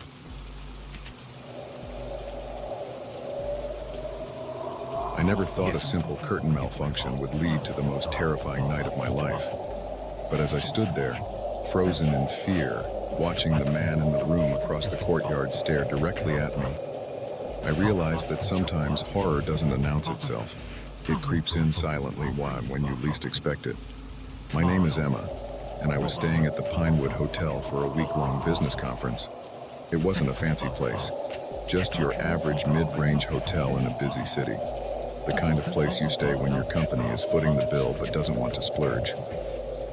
I'd arrived late Sunday evening, exhausted from a day of travel. After a quick shower, I collapsed into bed, barely registering the details of my room beyond noting that it faced an interior courtyard. Monday was a blur of meetings and networking. By the time I got back to my room that evening, my feet were aching and my head was pounding. All I wanted was a hot bath and a good night's sleep. I was just about to close the curtains when I noticed him, a man in the room directly across the courtyard, standing at his window, staring right at me. Our eyes met and a chill ran down my spine. There was something off about his gaze, too intense, too focused. I quickly pulled the curtains closed, my heart racing. It was probably nothing, I told myself. Just another guest happening to look out his window at the same time, but I couldn't shake the uneasy feeling that settled over me. Sleep didn't come easily that night. Every noise in the hallway, every creak of the building had me on edge. I kept imagining that man's eyes, boring into me from across the courtyard. The next morning, I almost laughed at myself. In the bright light of day, my fears seemed silly and overblown. I went about my day, pushing the incident to the back of my mind. But when I returned to my room that evening, the feeling of unease returned.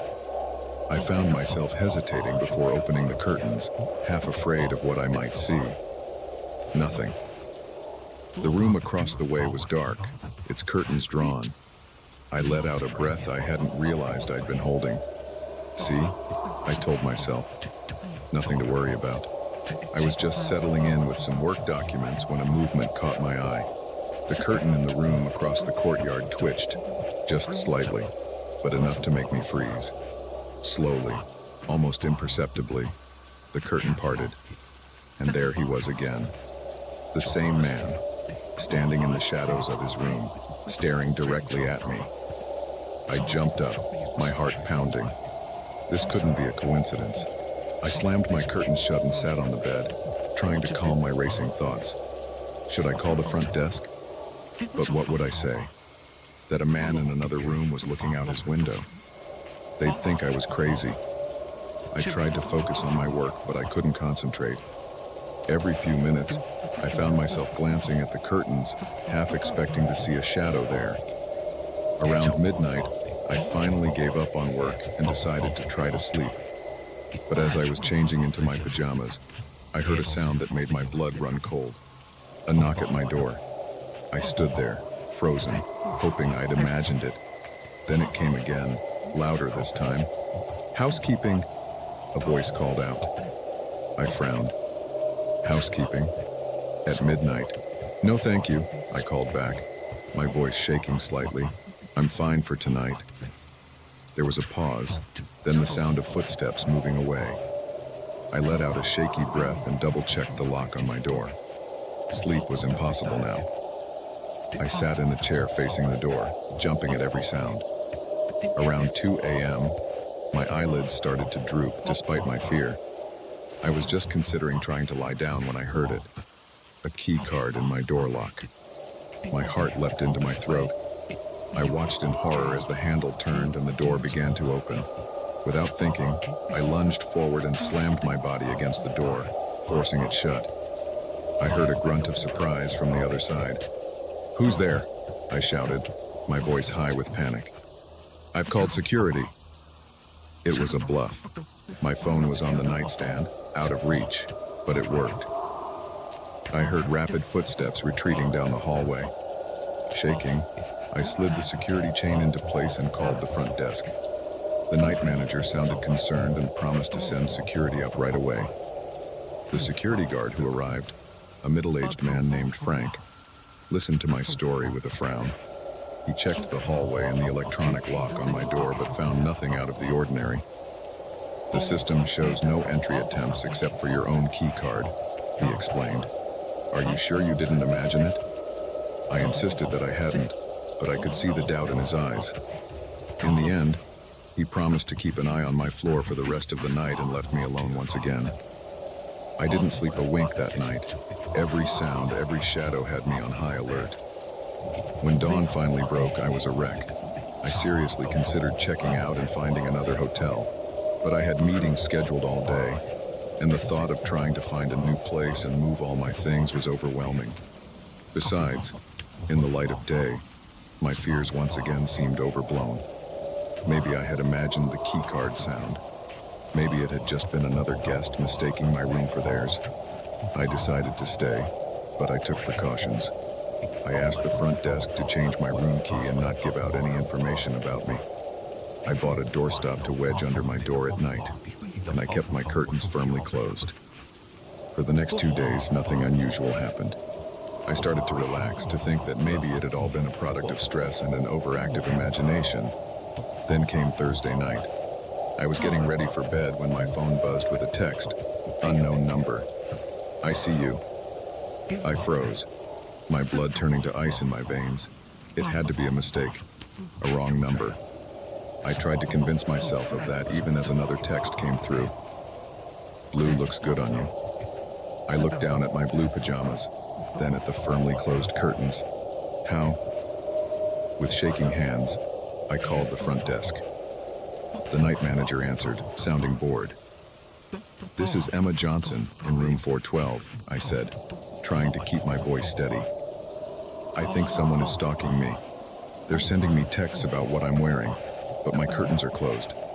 Is there any way someone could see into my room from outside?" There was a long pause. When the manager spoke again, his voice had lost its bored tone. "Miss Johnson, please stay in your room and lock the door. I'm calling the police right now." "What? Why?" My panic was rising. "What's going on?" "Miss Johnson," he said slowly, "we don't have a room 412. You're in room 417. The phone slipped from my numb fingers. Room 417. The room I'd been moved to after complaining about the man across the courtyard.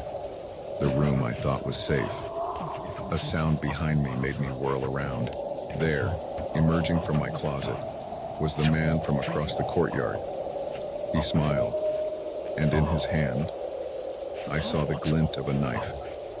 "Hello, Emma," he said softly. "I've been waiting for this moment all week."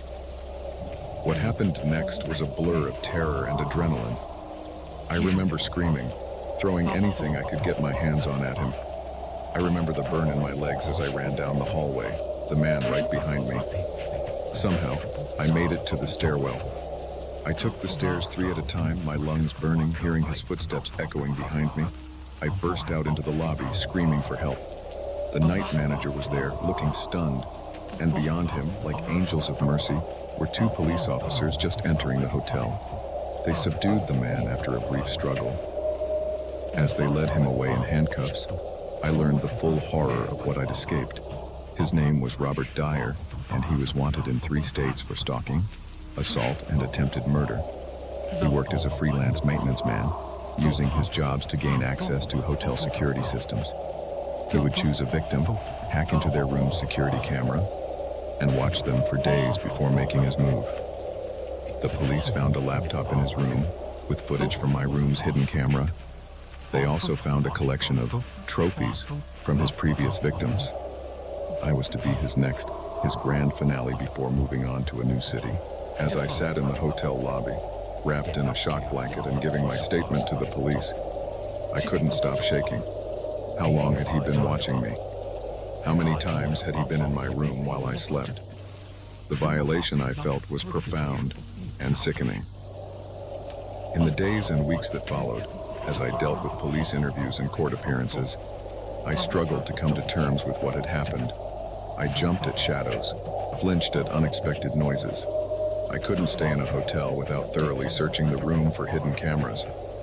But slowly, with time and therapy, I began to heal. I learned to trust my instincts, to listen to that little voice that says something isn't right. I became an advocate for better security measures in hotels and for stricter background checks for maintenance staff. Now, years later, I still think about those nights at the Pinewood Hotel, about how close I came to becoming another statistic, another trophy for a deranged killer. And when I travel, I always check in under an alias, always inspect my room thoroughly, and always keep my curtains closed, because I learned the hard way that sometimes the real danger isn't outside your window. Sometimes it's already in the room with you, hiding in plain sight, waiting for the perfect moment to strike.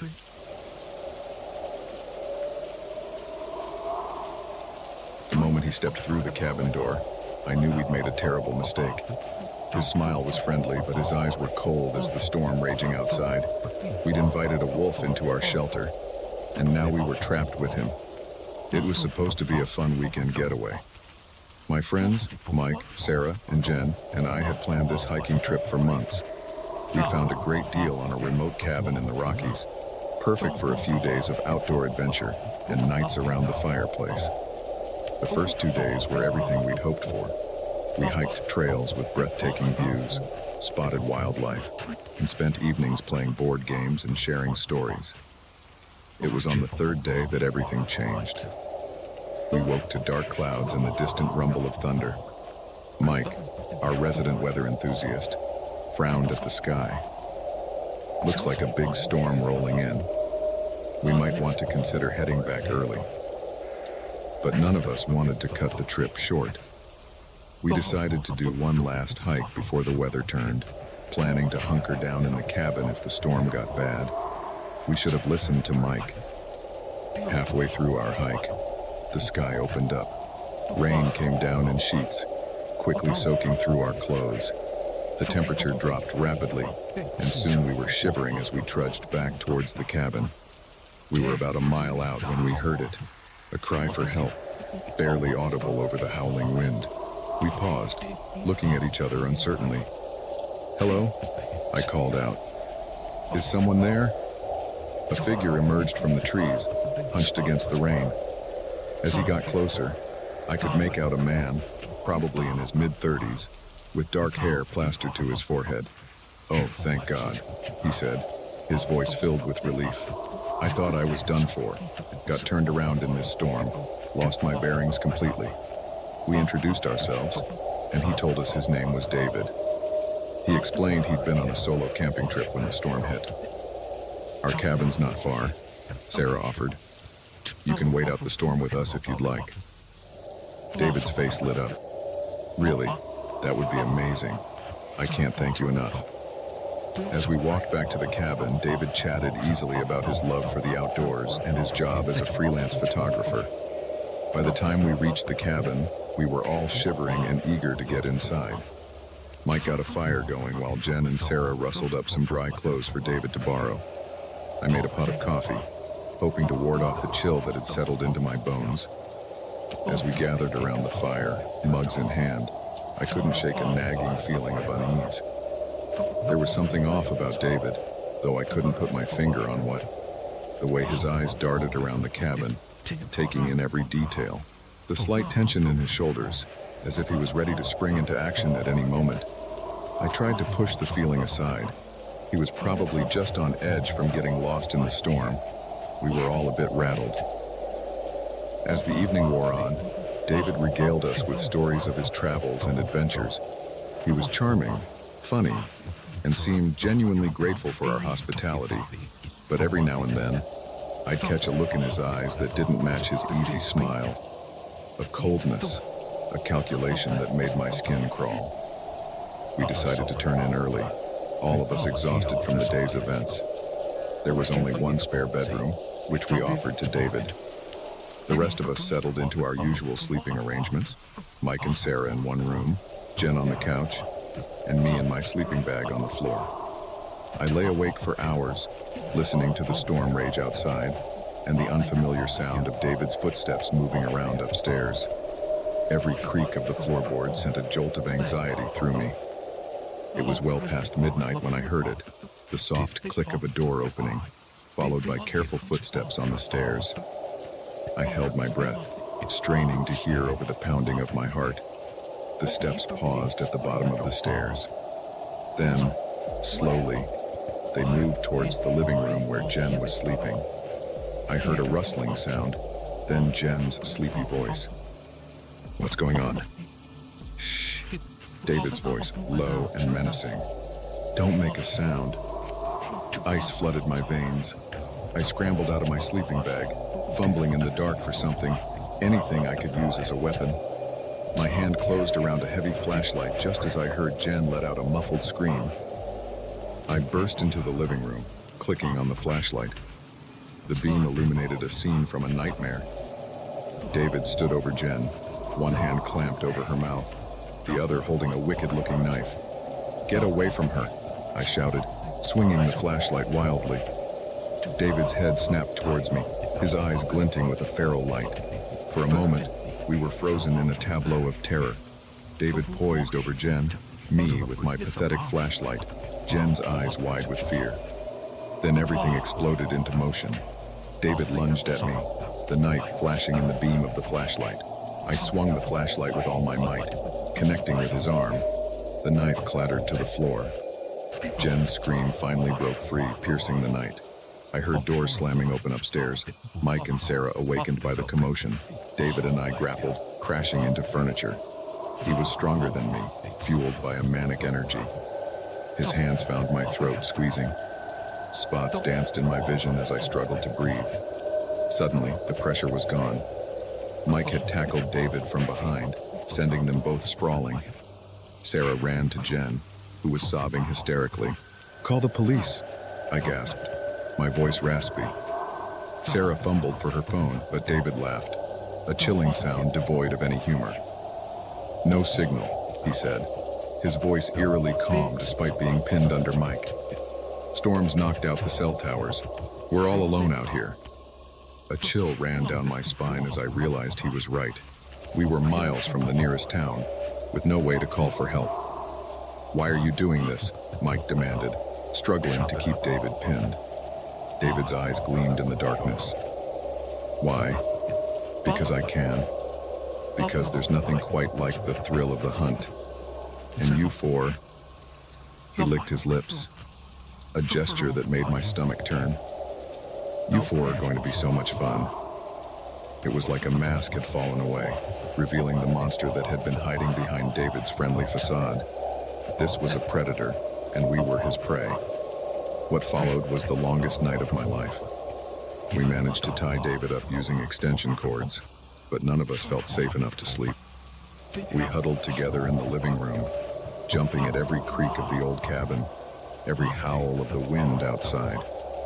David kept talking, his words a mixture of threats and twisted philosophizing. He told us about the others he'd hunted, the rush he felt when he took a life. We tried to ignore him, but his voice wormed its way into our heads, feeding our fear. As dawn broke, the storm finally began to subside. We debated what to do. Should we try to hike out, risking running into potential accomplices David might have, or stay put and hope someone would come looking for us when we didn't return as scheduled? In the end, Mike and I decided to make a run for it, leaving Sarah and Jen to guard David. The hike down the mountain was treacherous, the trails slick with mud and debris from the storm. Every snapping twig made us whirl around, half expecting to see David somehow free and in pursuit. When we finally reached the ranger station, we were mud-caked, exhausted, and on the verge of hysteria. The Rangers were skeptical at first, but something in our eyes must have convinced them. They called in police backup and headed up to the cabin with us in tow. We arrived to find the cabin door wide open. My heart sank as we rushed inside. The extension cords lay on the floor, cut clean through. Sarah and Jen were huddled in a corner, shaken but unharmed. David was gone.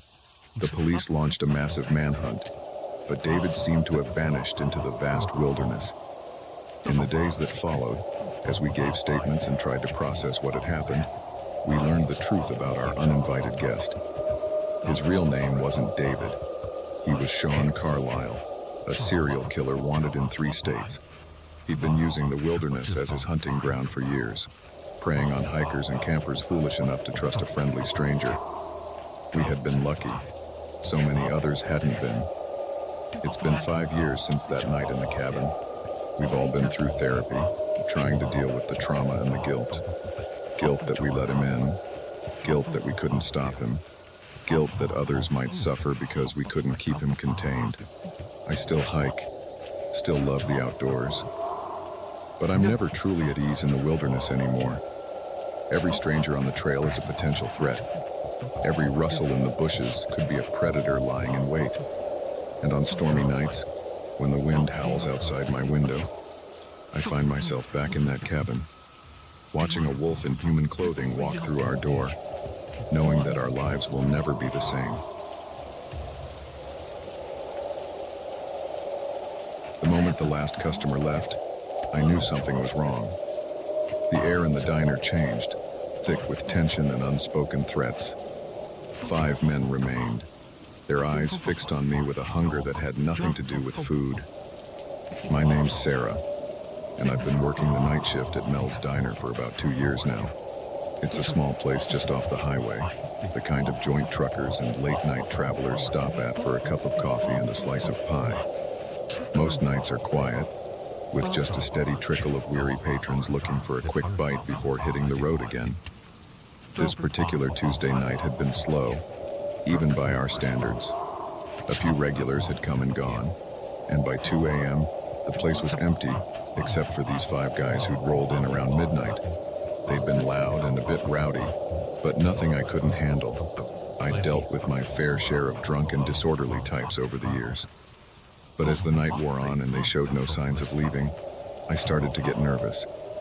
There was something off about them, a predatory vibe that set my teeth on edge.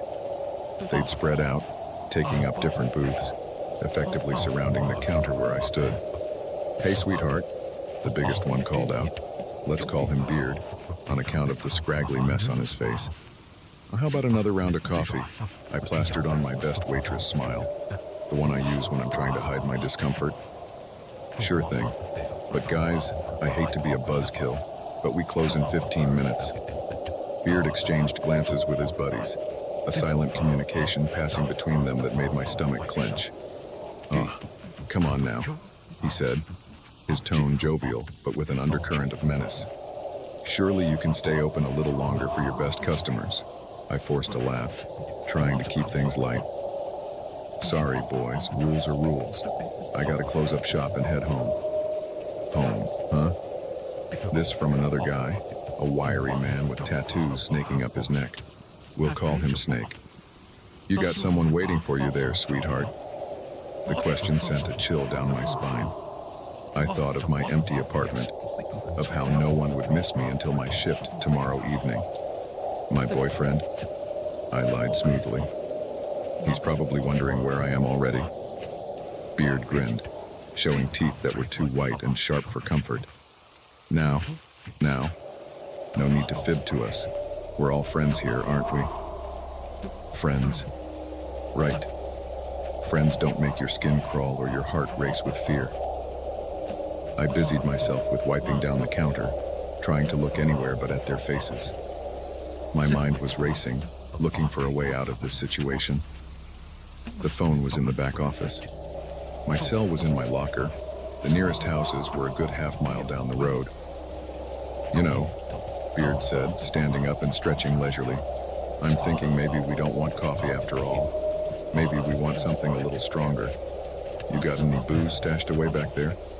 I shook my head, taking an involuntary step back as he approached the counter. Sorry, we don't serve alcohol here.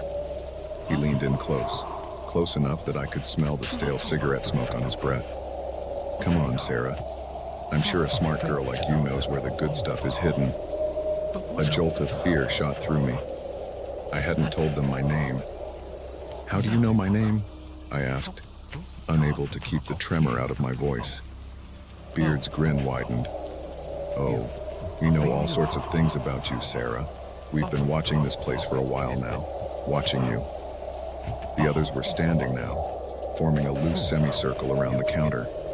I felt like a deer surrounded by wolves, my heart pounding so hard I was sure they could hear it. Look, I said, fighting to keep my voice steady. I don't want any trouble. Why don't you guys head out, and we'll forget this whole thing, okay? Snake laughed, a harsh sound that grated on my nerves.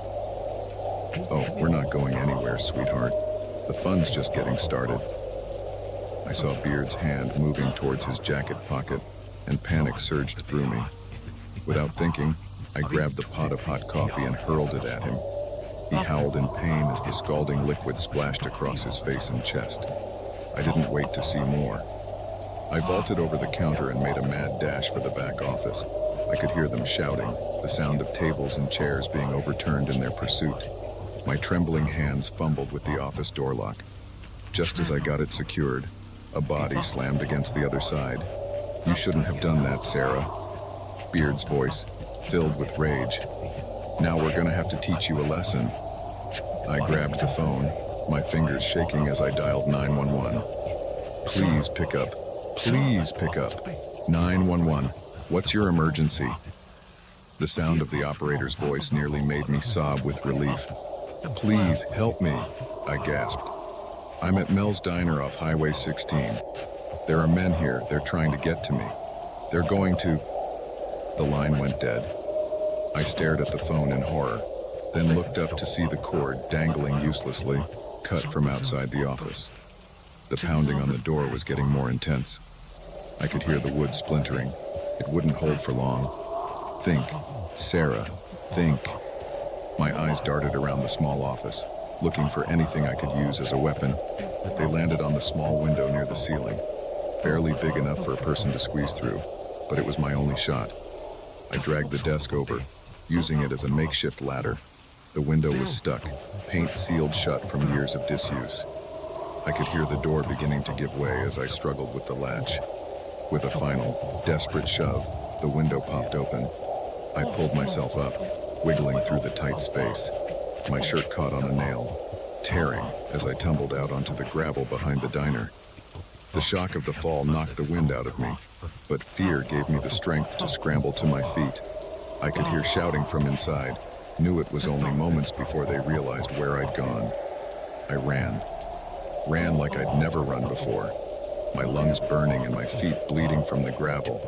The highway stretched out before me, dark and empty. No cars in sight. The nearest town was miles away. Behind me, I heard the sound of the diner's back door slamming open. There she is! Snake's voice carried on the night air. I veered off the road, plunging into the field beside it. The tall grass whipped at my face and arms as I crashed through it. I could hear them behind me, their heavy footsteps and labored breathing spurring me on. I don't know how long I ran.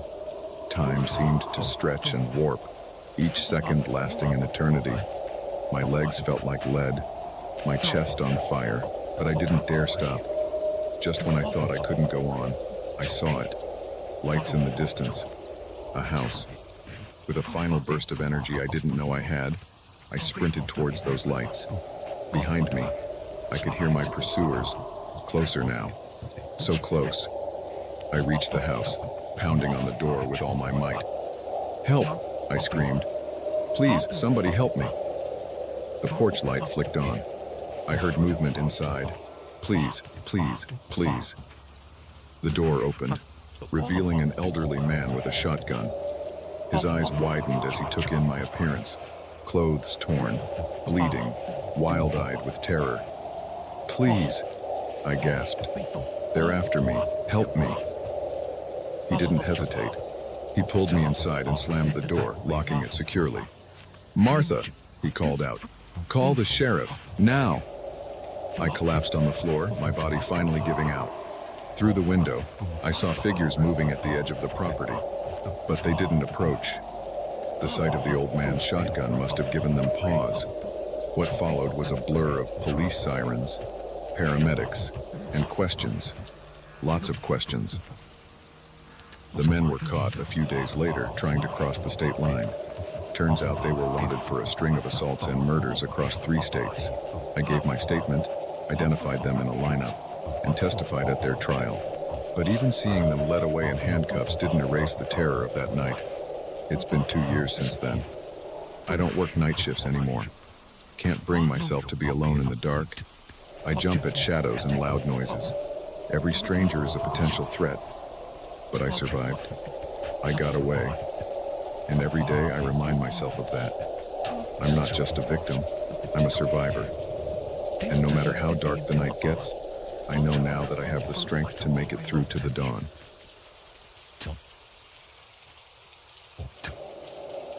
The first impact jolted me forward, my seatbelt cutting into my chest. The second one spun my car towards the guardrail. As I fought to regain control, one thought blazed through my mind. This wasn't an accident. Someone was trying to run me off the road. It had started as a normal day. I was driving back from a business trip, a 6-hour journey I'd made countless times before. The sun was setting, painting the sky in brilliant oranges and pinks. I remember thinking how beautiful it was, how peaceful. That peace was about to be shattered in the most terrifying way. I'd been on the road for about 4 hours, the monotony of the highway broken only by the occasional rest stop or small town. Traffic had thinned out as night fell, leaving long stretches where I was alone on the road. I didn't mind. I'd always enjoyed the solitude of night driving. The first sign that something was wrong came when I noticed a pair of headlights in my rearview mirror. They'd been there for a while, keeping pace with me. At first, I didn't think much of it. It was a highway, after all. But as the miles ticked by and the car behind me maintained the same distance, never passing despite the empty lanes, a sense of unease began to creep over me. I tapped my brake lights, thinking maybe they hadn't realized how close they were. The car behind me didn't slow down. Instead, it surged forward, closing the gap between us even more. My heart rate picked up. This wasn't normal highway behavior. I pressed down on the accelerator, putting some distance between us. For a moment, I thought that would be the end of it. Then I saw the other car speed up, matching my pace once again. "What the hell?" I muttered, glancing between the road ahead and my rearview mirror. The headlights behind me seemed to grow brighter, more menacing with each passing second. I considered pulling over, but something told me that would be a mistake. Whoever was behind me didn't have good intentions. My best bet was to try to lose them or find a populated area. I pressed harder on the gas, pushing my car to speeds I'd never attempted before. The engine whined in protest, but I didn't let up. In my mirror, I saw the other car accelerate too, staying right on my tail. My hands were sweating now, my knuckles white on the steering wheel. I weaved between lanes, hoping to shake them off. They matched my movements perfectly, like we were connected by an invisible tether. That's when the first impact came. A hard slam to my rear bumper that sent my car fishtailing. I managed to straighten out, but my heart was pounding so hard I could barely hear anything else. "Okay," I said out loud, trying to calm myself. "Okay, this is happening. Think, what do I do?" I fumbled for my phone with one hand, keeping the other firmly on the wheel. No signal. Of course. I was in the middle of nowhere, surrounded by dense forest on both sides of the highway. The next hit came from the side. The other car had pulled up alongside me and swerved, slamming into my passenger door. The impact sent me spinning towards the guardrail. I yanked the wheel hard, barely managing to keep the car on the road. Adrenaline surged through me. This wasn't just road rage, this was attempted murder. I spotted an exit ahead. Without thinking, I cut across 2 lanes and took it, tires screeching in protest. The car behind me followed. but the sudden move had put some distance between us. The exit led to a narrow, winding road. Under normal circumstances, I would never have attempted it at this speed. But these were far from normal circumstances. I pushed my car to its limits, taking turns so sharply that I felt the wheels lift off the ground. In my mirror, I could see the other cars struggling with the curves. They were falling behind. For the first time since this nightmare began, I felt a glimmer of hope. That hope was short-lived. As I rounded a particularly sharp bend, my headlights illuminated a sight that made my blood run cold. The road ahead was blocked by a fallen tree. I slammed on the brakes, feeling the car skid on the loose gravel. Time seemed to slow down. I could see the tree getting closer, could hear the screech of tires behind me. In that moment, I was certain I was about to die. At the last possible second, I yanked the wheel to the side. My car left the road, plowing into the underbrush. Branches whipped at the windshield as I bounced and jolted through the forest. Finally, mercifully, I came to a stop. For a moment, all I could do was sit there, my hands still clenched on the wheel, my breath coming in ragged gasps. I was alive. Somehow, I was alive. The sound of an engine revving snapped me back to reality. They were still out there, still hunting me. I killed my headlights and slumped down in my seat, praying the thick foliage would hide me. I heard the other car slow down, then stop. A car door opened and closed. Footsteps crunched on gravel, coming closer. A beam of light cut through the darkness, sweeping back and forth. I held my breath, not daring to move a muscle. The footsteps paused near my hiding spot. The light danced over the leaves just inches from my car. Come out, wherever you are," a voice called, sickeningly playful. "You can't hide forever." I stayed frozen, my heart pounding so loud I was sure they must be able to hear it. The footsteps moved away, then came back. This game of cat and mouse seemed to last for hours, though it was probably only minutes. Finally, I heard a frustrated grunt. "Damn it, lost them." The footsteps retreated, a car door slammed, and an engine roared to life. I heard tires squealing as they sped away. Even after the sound had faded completely, I didn't move. I was terrified it was another trick, that they were waiting for me to reveal myself. As the adrenaline wore off, the reality of my situation began to sink in. I was stranded in the middle of a forest, my car likely damaged beyond driving, with a murderous maniac potentially still in the area. And I still had no cell signal. I allowed myself a moment of panic, a few ragged sobs escaping before I clamped down on my emotions. I couldn't afford to fall apart now. I needed a plan. Staying with the car seemed risky. If they came back and searched more thoroughly, I'd be a sitting duck. But striking out into the forest at night, with no idea where I was or which direction to go, seemed equally dangerous. In the end, survival instinct won out. I couldn't stay here. I grabbed my phone, my wallet, and a small flashlight I kept in the glove compartment. Taking a deep breath, I opened the car door as quietly as I could and stepped out into the darkness. The forest was alive with sounds, the rustle of leaves, the calls of night birds, the scurrying of small animals. Every noise made me jump, certain it was my pursuer returning. I picked a direction and started walking, trying to move as silently as possible. I didn't dare use the flashlight, relying instead on the faint moonlight filtering through the trees. I walked for what felt like hours, my nerves frayed to the breaking point. Every shadow looked like a lurking figure. Every snapping twig sounded like a footstep behind me. Just when I was about to give up hope, to curl up on the forest floor and wait for whatever fate had in store for me, I saw it, a light in the distance. Faint, but unmistakably man-made. New energy flooded through me. I pushed forward, ignoring the scratches from branches and the ache in my legs. As I got closer, I could make out a small cabin. Smoke curled from the chimney and warm light spilled from the windows. I burst out of the tree line. probably looking like a wild man. An old couple was sitting on the porch, enjoying the night air. They jumped up in alarm at my sudden appearance. "Please," I gasped, my voice hoarse. "Please help me. Someone's trying to kill me." What followed was a blur of police sirens, paramedics, and questions. Lots of questions. They never caught the person who ran me off the road.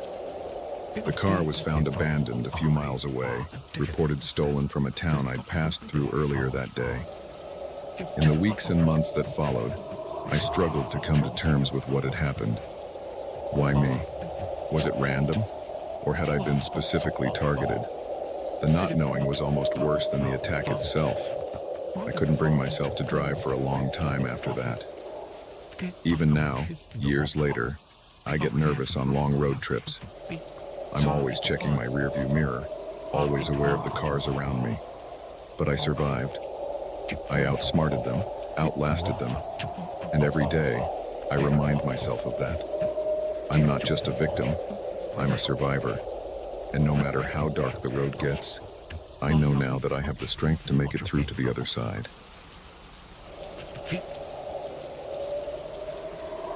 The first photograph arrived on a Tuesday, an innocuous envelope, no return address, containing a single Polaroid of me sleeping in my bed.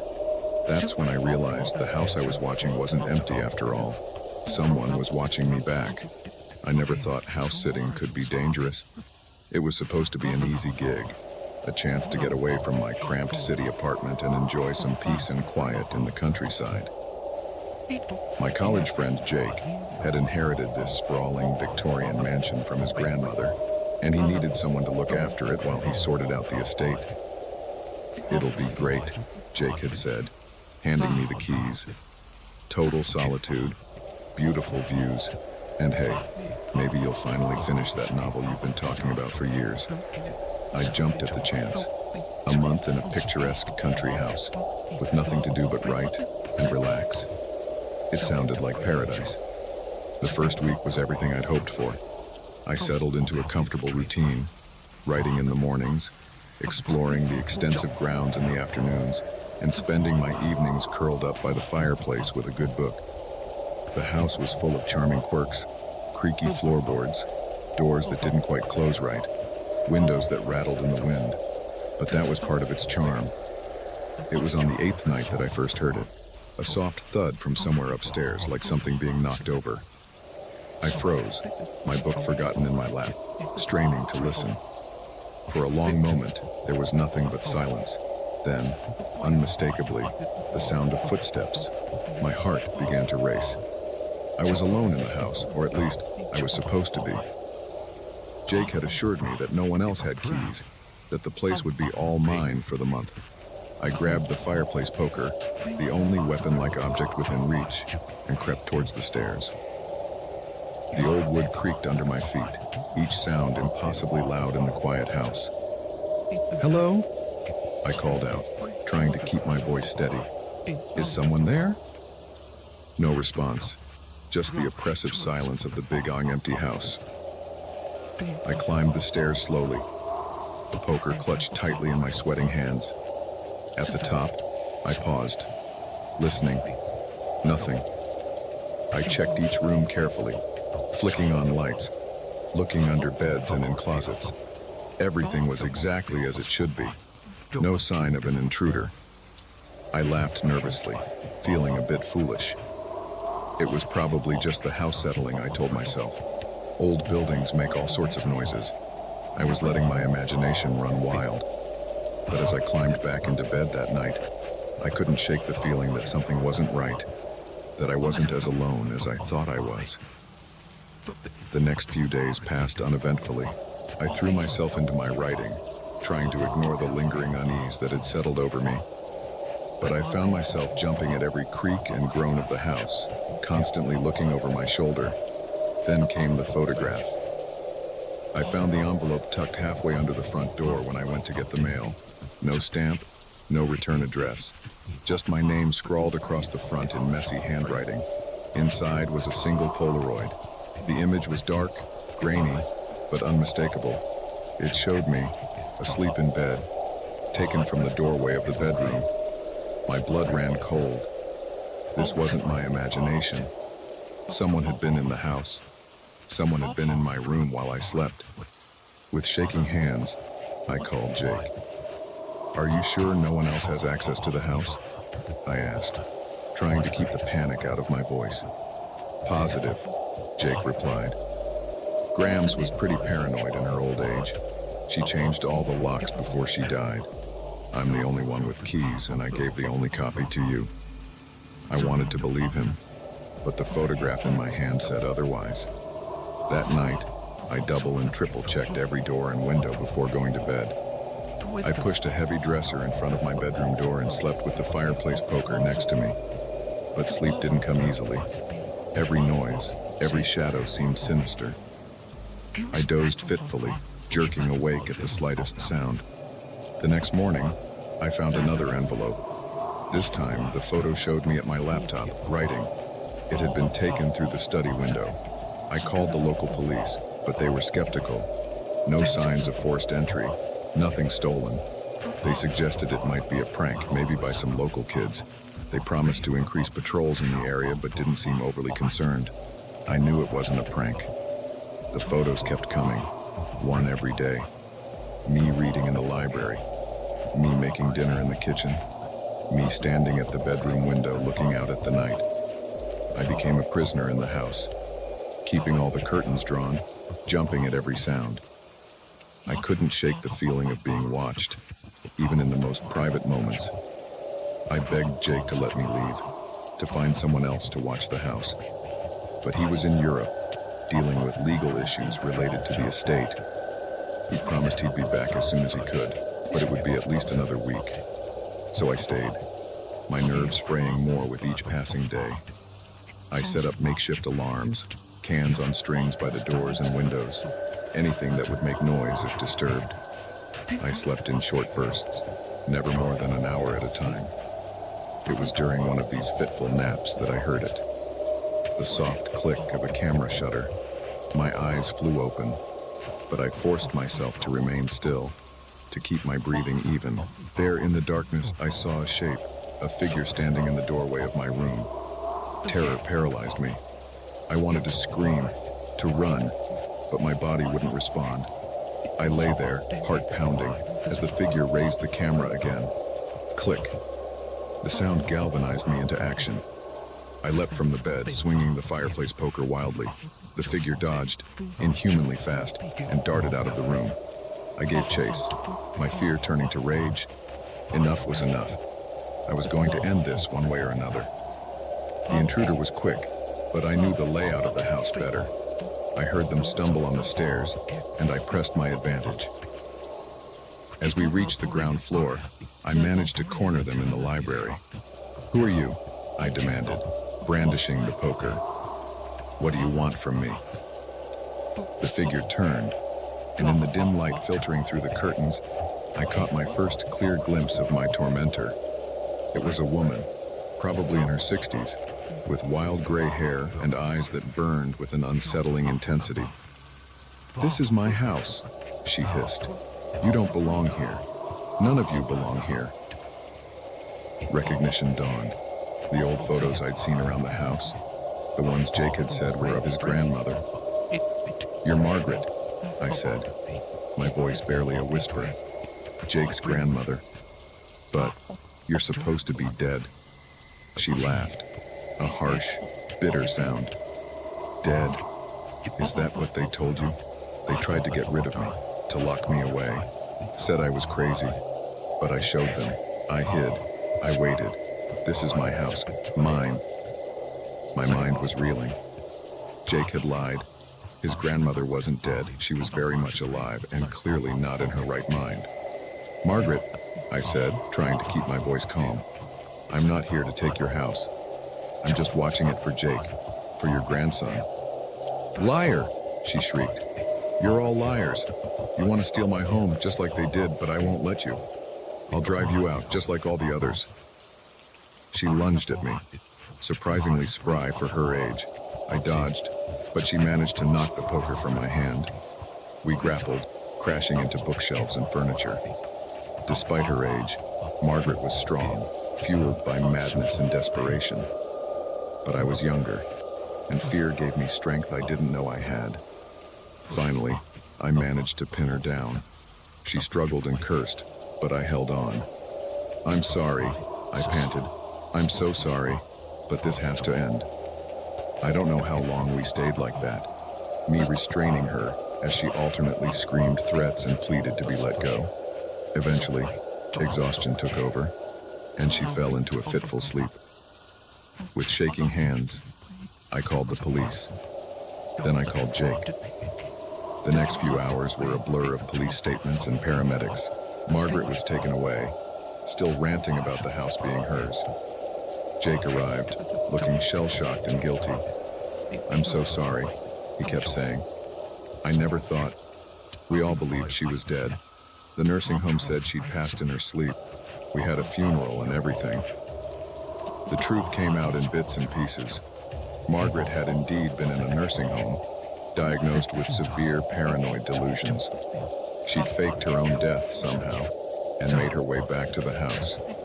She'd been living in the walls, in hidden rooms that even Jake didn't know about, watching and waiting.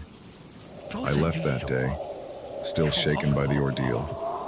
Jake offered compensation, profuse apologies, but I just wanted to put it all behind me. It's been years, but I still have nightmares sometimes, dreams where I'm being watched, where shadows move in the corners of my vision. I've never house sat again, never stayed anywhere alone, because now I know that sometimes the thing you fear most isn't what might be hiding in the darkness. Sometimes the real terror comes from realizing that the monster has been there all along, watching and waiting in the very place you thought was safe.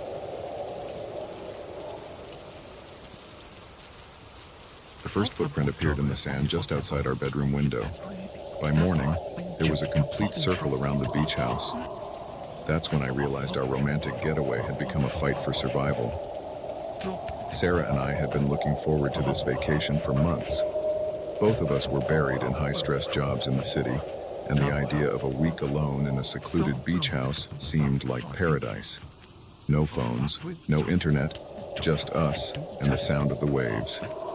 We arrived late Friday afternoon, the sun already sinking towards the horizon, painting the sky in brilliant oranges and pinks. The beach house was everything the pictures had promised. A charming two-story cottage with weathered blue shutters and a wraparound porch that looked out over the dunes. "It's perfect," Sarah breathed, her eyes shining as she took in the view. I had to agree. The nearest neighbor was a good half-mile down the beach in either direction. We had our own little slice of heaven. We spent that first evening unpacking, exploring the house, and walking along the beach as the stars came out. The sound of the waves and the salty sea air worked their magic, and for the first time in months, I felt the tension begin to leave my body. We fell asleep to the rhythm of the surf, tangled in each other's arms, looking forward to a week of uninterrupted bliss. I woke before dawn, a lifetime habit that even vacation couldn't break. Not wanting to disturb Sarah, I slipped out of bed and made my way downstairs to start the coffee. As I waited for the pot to brew, I wandered over to the window, drawn by the pre-dawn light silvering the waves. That's when I saw it. A single footprint in the sand, just below our bedroom window. My first thought was that it must be one of ours from the night before. But as I looked closer, I realized it was much larger than either Sarah's foot or mine, and it was facing the house, not away from it. A chill ran down my spine, despite the warm morning air. I quickly made my way outside, wanting to investigate further before the tide came in and washed away any evidence. What I found made my blood run cold. The single footprint wasn't alone. There was a complete circle of them around the entire house, as if someone, or something, had paced around our bedroom all night long. I stood there, frozen, my mind struggling to make sense of what I was seeing. It had to be a prank, right? Maybe some local kids messing with the tourists. But how had they managed to leave footprints in the soft sand without disturbing any other part of the beach? And why circle the house instead of just leaving a few random prints? Jack, what are you doing out here? Sarah's voice snapped me out of my daze. She stood on the porch, wrapped in a robe, a quizzical expression on her face. For a moment, I considered not telling her. Why ruin our vacation over what was probably just a stupid prank? But as I opened my mouth to make up some excuse, I realized I couldn't lie to her. Not about this. Sarah, come look at this, I said, gesturing to the footprints. Tell me I'm not going crazy. She came down the steps, her bare feet leaving delicate imprints next to the much larger, more ominous ones. As she took in the circle of footprints, her face paled. What is this? She whispered. I don't know, I admitted, but I don't like it. We spent the next hour combing the beach, looking for any other signs of intrusion, but there was nothing. No other footprints leading to or from the circle, no disturbed sand anywhere else. It was as if whoever had made the prints had materialized out of thin air, walked around our house, and then vanished. Maybe we should call the police, Sarah suggested as we made our way back to the house. I nodded, though I wasn't sure what we'd tell them. We had no evidence of any actual crime, just some weird footprints that would probably be gone with the next high tide. But when I tried to use the landline in the house, all I got was static. My cell phone showed no signal. We were cut off. It's probably just the storm, I said, nodding towards the dark clouds gathering on the horizon. The repairman will be out once it passes. Sarah nodded, but I could see the worry in her eyes. It mirrored my own unease. We tried to go about our day as planned, but the carefree mood of the previous evening was gone. Every sound made us jump. Every shadow seemed to hold a potential threat. As night fell and the storm rolled in, the tension in the house was palpable. We double-checked all the locks, closed all the curtains, but it did little to ease our fears. Maybe we should leave, Sarah said, as we lay in bed, neither of us able to sleep. First thing in the morning, we'll drive back to the city. I agreed, though the thought of admitting defeat so early in our vacation stung my pride. But better safe than sorry, right? A crack of thunder made us both jump. The storm was directly overhead now, rain lashing against the windows. In the brief flashes of lightning, the bedroom took on an eerie, unfamiliar quality. That's when we heard it, a sound that didn't belong to the storm, a slow, deliberate scraping noise coming from downstairs. Sarah's hand found mine in the darkness, squeezing tight. Jack, she whispered, her voice trembling. There's someone in the house. I wanted to tell her she was imagining things, that it was just the wind, but I'd heard it too. And now that we were listening, really listening, I could hear something else. Footsteps, heavy and slow, moving through the house below us. My mind raced. The baseball bat I'd seen in the closet downstairs was too far away. The best weapon I could reach was the heavy lamp on the bedside table. Stay here, I whispered to Sarah. Lock the door behind me. If you hear anything bad, run. Don't wait for me, just run. She shook her head frantically, clinging to my arm. No, don't leave me. Another boom of thunder, and in that moment, the power went out. The room plunged into total darkness. The footsteps downstairs paused, then began to move again, this time, unmistakably, towards the stairs. In the pitch black, I fumbled for the lamp, yanking it free from the wall.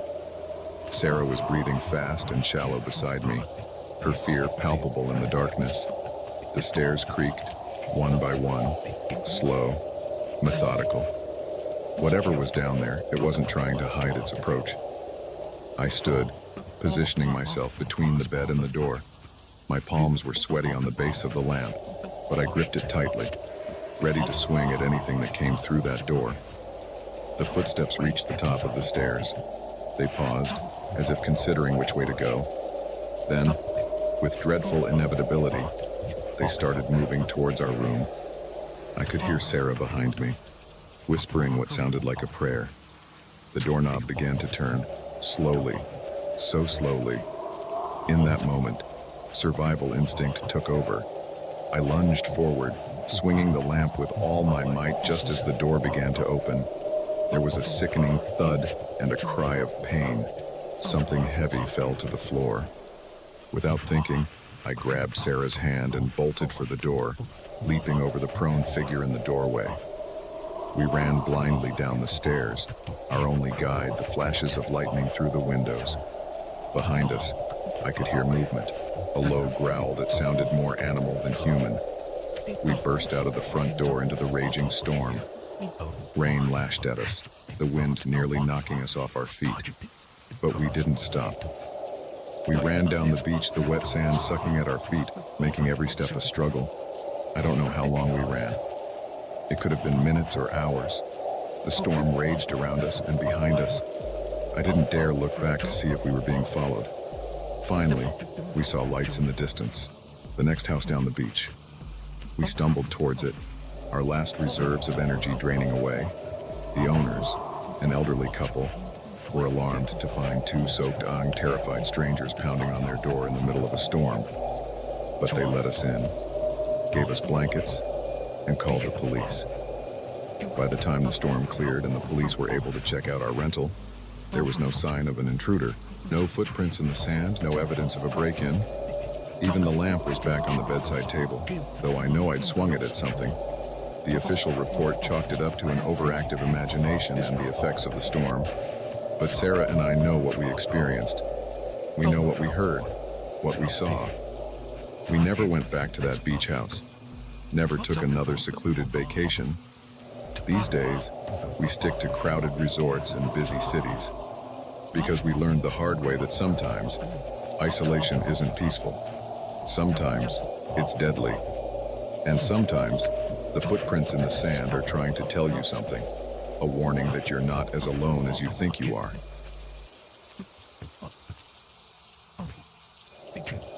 The Ferris wheel creaked to life, its rusted gears groaning in protest. As the cart I was hiding in began to rise, I realized with growing horror that I wasn't the one who had turned it on. Someone else was in the abandoned amusement park with me, and they knew exactly where I was. My name's Mike, and I've been working as a night security guard at the old Wonderland amusement park for about 6 months now. It's not the most glamorous job, but it pays the bills. Plus, there's something eerily beautiful about an abandoned amusement park at night. The silent rides, the faded paint, the empty pathways. It's like stepping into a forgotten world. Most nights, my biggest excitement is chasing away the occasional group of teenagers looking for a spooky thrill. But tonight was different. It started like any other shift. I arrived just as the sun was setting, relieving the day guard and settling in for a long night of patrols and paperwork. The first few hours were uneventful. I made my rounds, checking the perimeter fences and making sure all the buildings were secure. It was around midnight when I first noticed something was off. I was doing my second walkthrough of the park when I saw it, a flicker of movement out of the corner of my eye. I turned quickly, my flashlight beam cutting through the darkness, but there was nothing there, just the silent, looming shapes of the rides. I tried to shake it off. Old amusement parks make all sorts of noises as they settle. It was probably just a rat or a stray cat, but I couldn't shake the feeling that I was being watched. As I continued my patrol, the feeling grew stronger. Every shadow seemed to hide a lurking figure. Every creak and groan of the old structure set my nerves on edge. I found myself walking faster, my hand resting on the taser at my hip. I was near the old carousel when I heard it.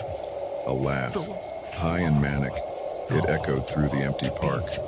I spun around, my heart pounding. "Who's there?" I called out, trying to keep my voice steady. "This is private property. Show yourself." Silence.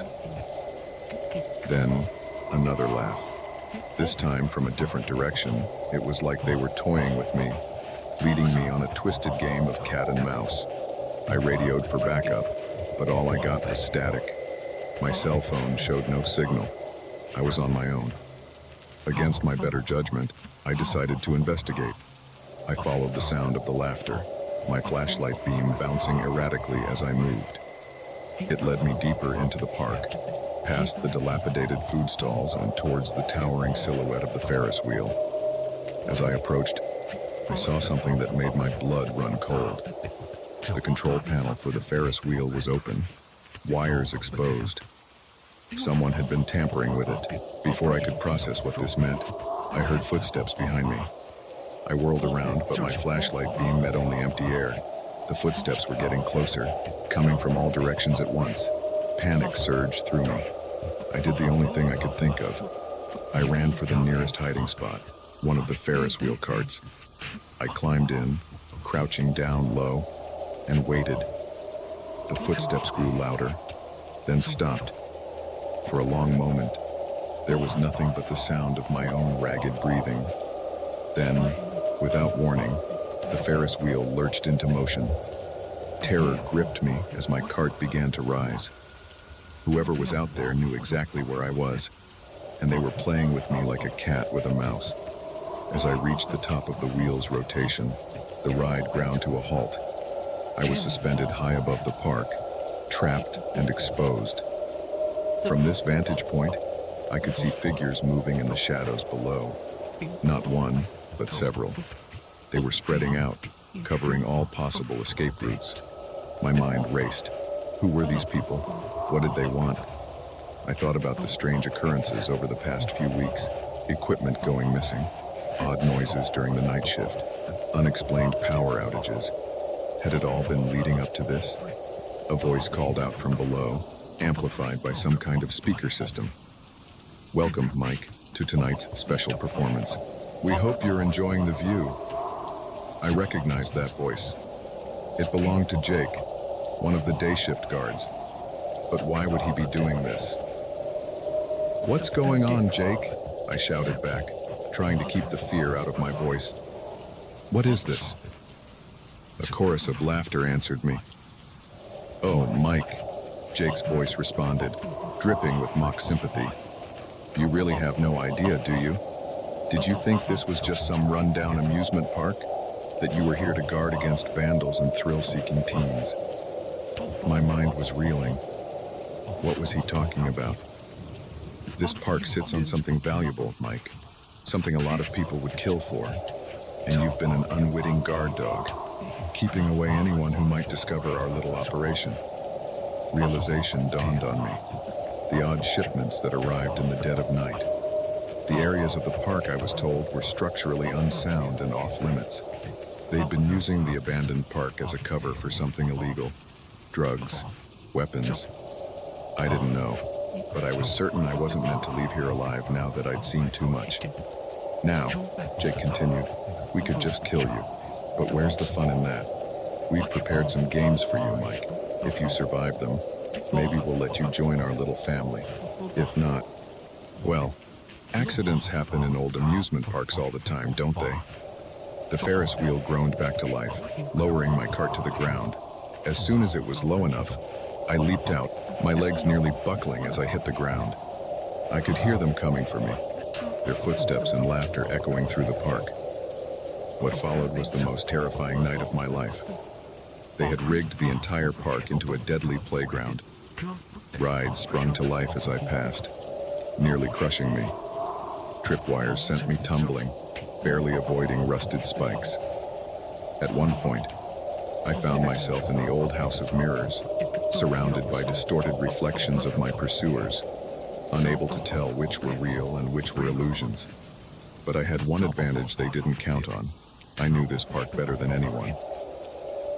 6 months of night patrols had burned every pathway, every hiding spot into my memory. I used that knowledge to stay one step ahead, doubling back and using maintenance tunnels to throw them off my trail. As the night wore on, I could sense their frustration growing.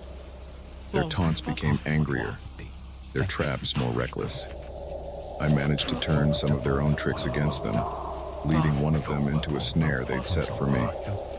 Finally, as the sky began to lighten with the first hints of dawn, I made it to the perimeter fence.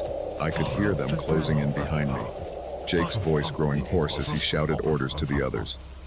With the last of my strength, I climbed the fence, the rusted metal cutting into my hands. I dropped down on the other side just as they reached the fence. Jake's face, contorted with rage, was the last thing I saw as I ran towards the highway.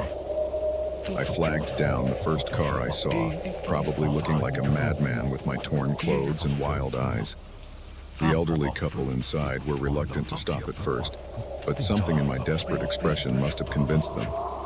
They drove me straight to the police station.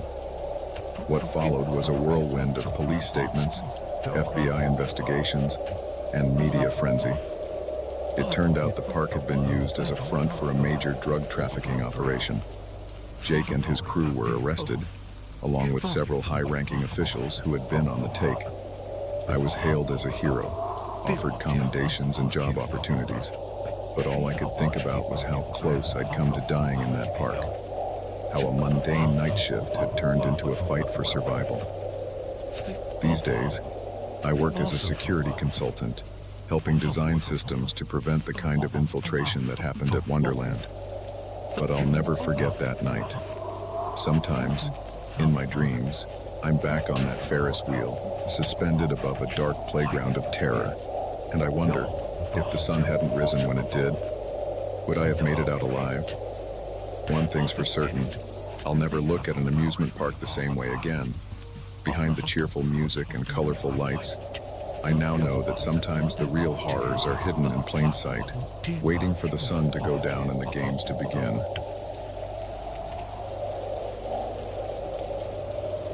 The moment I saw the strange symbol carved into my bedroom door, I knew I'd made a terrible mistake. This wasn't just a quaint small-town bed and breakfast.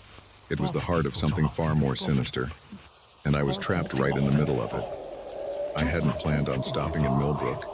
It was supposed to be a quick road trip to visit my sister in the next state over, but a combination of bad weather, worse traffic, and a car that decided to start making ominous noises forced me to reconsider my no-stops policy.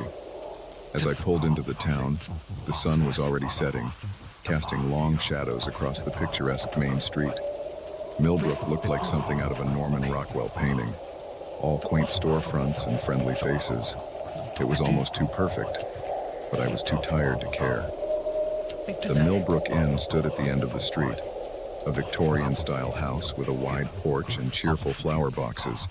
A sign in the window proclaimed, "Vacancy," and I breathed a sigh of relief.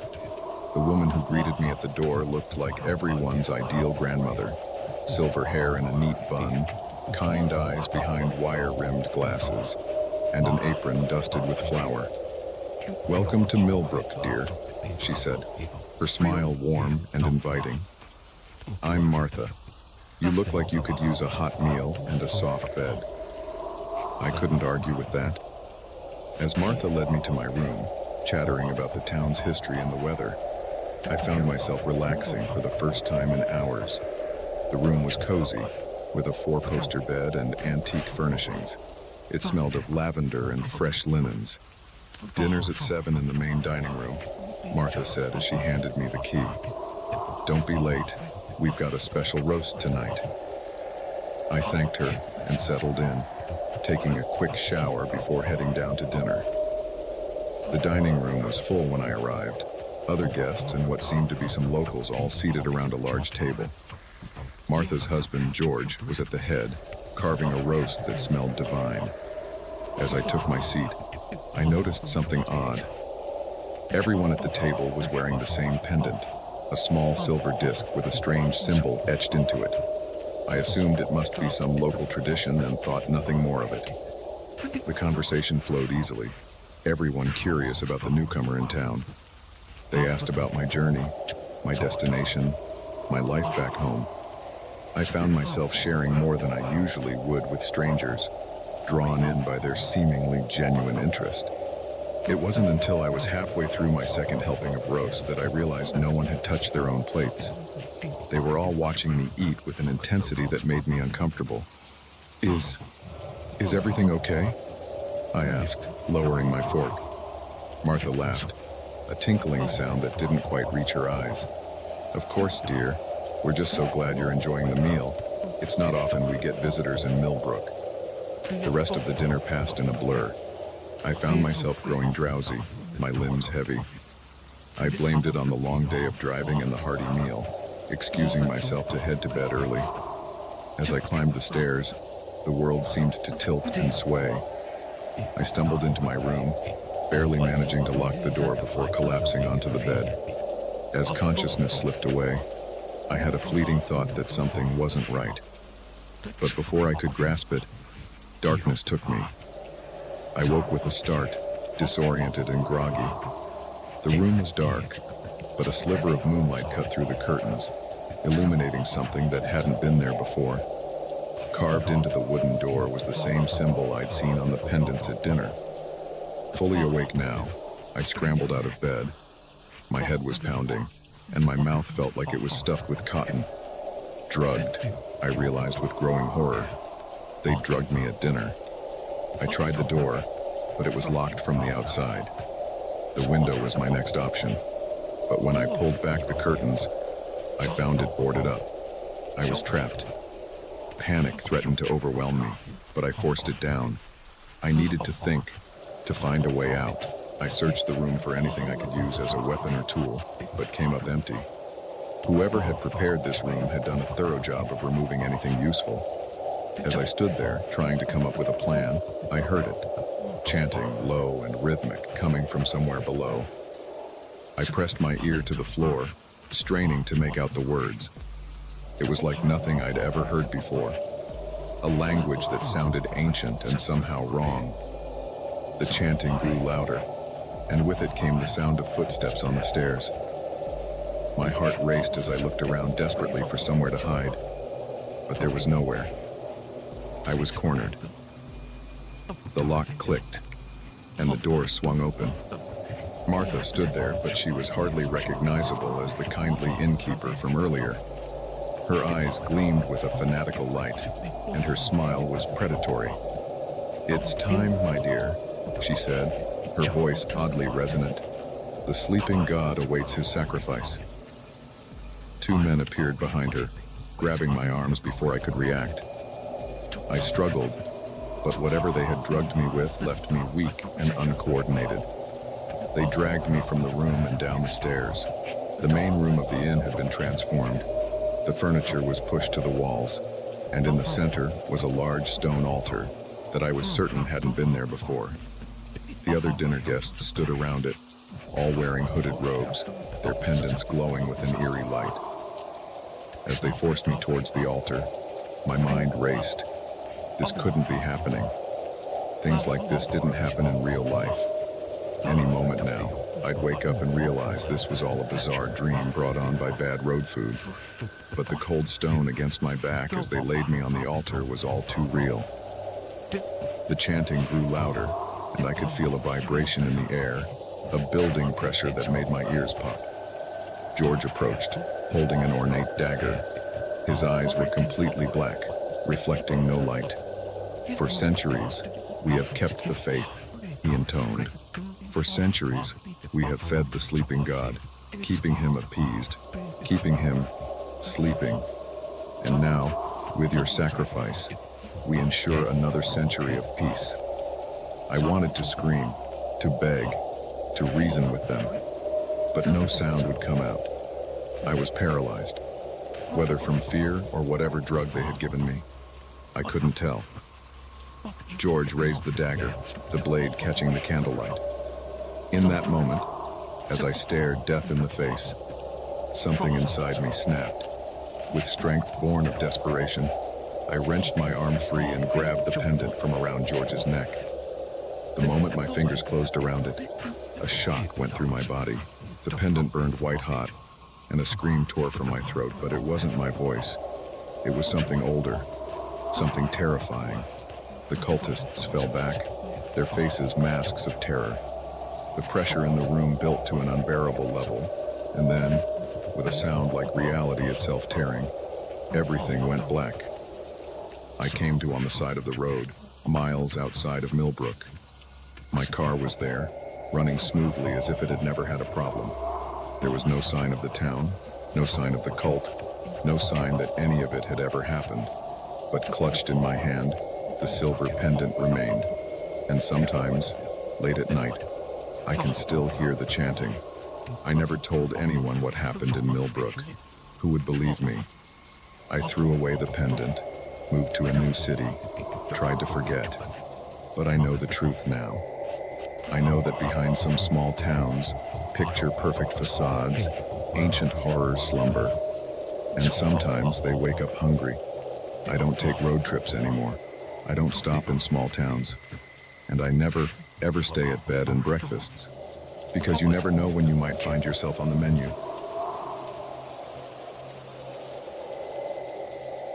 The first shadow darted across my peripheral vision, quick and silent. The second one made my heart race. By the time I saw the third, I knew with chilling certainty that this wasn't just a shortcut through an unfamiliar neighborhood. It was a trap, and I had walked right into it. I'd never been one to shy away from adventure. As a freelance photographer, I often found myself in strange places at odd hours, chasing the perfect shot. That night was supposed to be no different. I was in a new city for a job, and I'd heard about a great spot to capture the skyline at sunset. The locals I'd asked for directions had warned me it was in a rough part of town, but I brushed off their concerns. I'd been in plenty of sketchy areas before and always managed just fine. The sun was already dipping below the horizon as I made my way through the maze of narrow streets.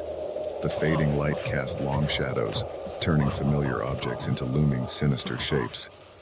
I clutched my camera bag closer, more out of habit than actual concern. It wasn't until I turned down a particularly narrow alley that I first felt it, that prickle on the back of your neck when you know you're being watched. I glanced over my shoulder, but the alley behind me was empty. Shaking off the feeling, I pressed on. That's when I saw the first shadow, just a flicker of movement at the edge of my vision. Gone so quickly, I almost convinced myself I'd imagined it. Almost. I picked up my pace, my eyes darting from side to side, searching for the source of that fleeting shadow. The buildings loomed over me, their blank windows like dead eyes staring down. The graffiti-covered walls seemed to close in, making the alley feel more like a tunnel with each step. The second shadow moved with more purpose, a dark figure that slipped from one doorway to another just ahead of me. My heart began to race, and I felt the first real stirrings of fear. This was no trick of the light or figment of an overactive imagination. Someone was out there, and they were tracking my movements. I turned around, intent on heading back the way I came, only to see a third shadow detach itself from a darkened alcove. The realization hit me like a punch to the gut. I was being herded. My walk turned into a jog, then a run. I could hear footsteps now, multiple sets, echoing off the walls around me. They were coming from all directions, getting closer with each passing second. I took random turns, hoping to throw off my pursuers, but every new alley looked the same as the last. Narrow, dirty, and full of potential hiding spots for those hunting me. My lungs burned, and the camera bag slapped against my side with each frantic stride. As I rounded another corner, I saw a chain-link fence blocking the way. Beyond it, I could see a main street, cars passing by, oblivious to the drama unfolding in these back alleys. Safety was so close, yet impossibly far. I reached the fence and began to climb, the metal links biting into my hands. I was halfway up when I felt a hand grab my ankle, yanking me back down. I kicked out blindly, heard a grunt of pain, and the grip loosened. I scrambled up and over, dropping heavily on the other side. But my pursuers weren't giving up that easily.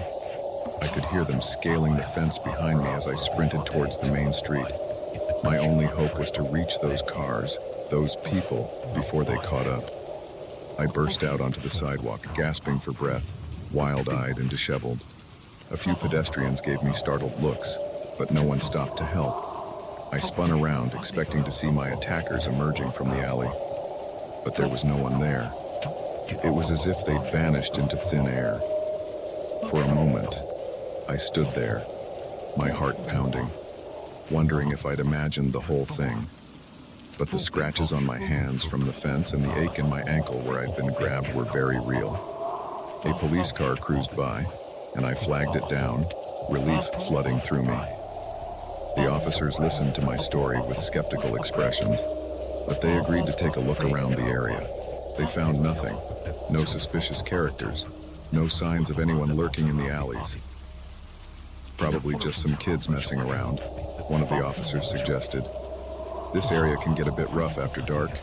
You really shouldn't be wandering around here alone. I nodded, not having the energy to argue. They offered me a ride back to my hotel, which I gratefully accepted. As we drove away, I couldn't shake the feeling that eyes were still watching me from the shadows. Back in my room, I tried to rationalize what had happened.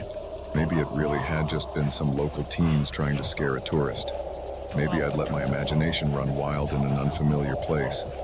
But deep down, I knew it had been more than that. The coordination, the silence, the way they had herded me so effectively. This was no random encounter. Sleep didn't come easily that night. Every noise from the hallway, every passing car outside made me jump. I kept replaying the chase in my mind, second-guessing every decision I'd made. Should I have taken a different route? Should I have stayed on main streets? Should I have listened to the warnings about that part of town? The next morning, against my better judgment, I went back. In the harsh light of day, the area looked different, less menacing, more run down. I retraced my steps, camera in hand, this time looking for evidence of what had happened rather than the perfect shot. I found nothing conclusive, just some scuff marks on the fence where I'd climbed over. But as I was about to leave, something caught my eye. There, spray painted on a wall partially hidden behind a dumpster, was a symbol, a stylized eye inside a triangle. It meant nothing to me, but it sent a chill down my spine nonetheless.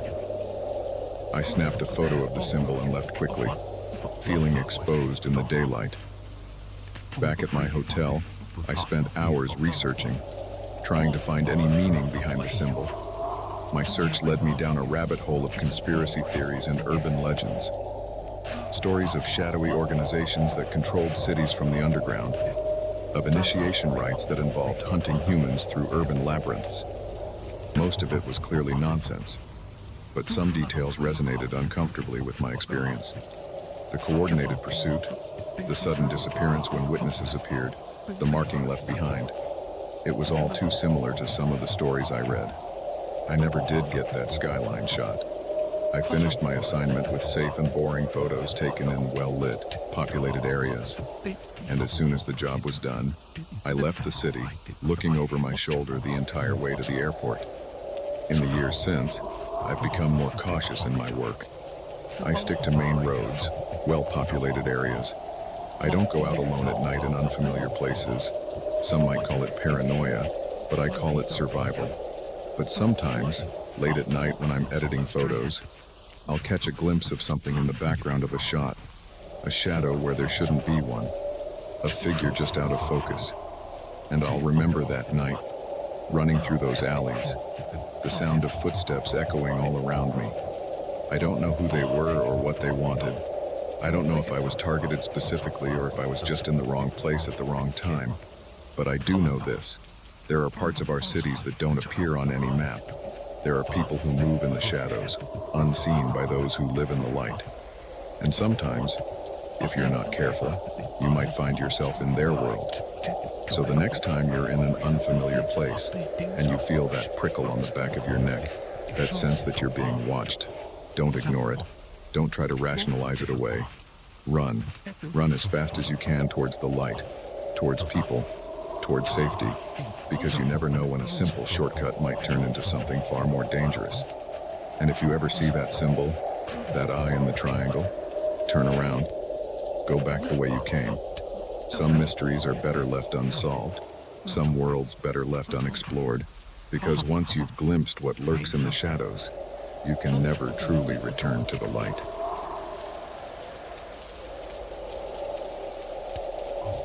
The first gunshot echoed through the forest, sending birds scattering into the sky.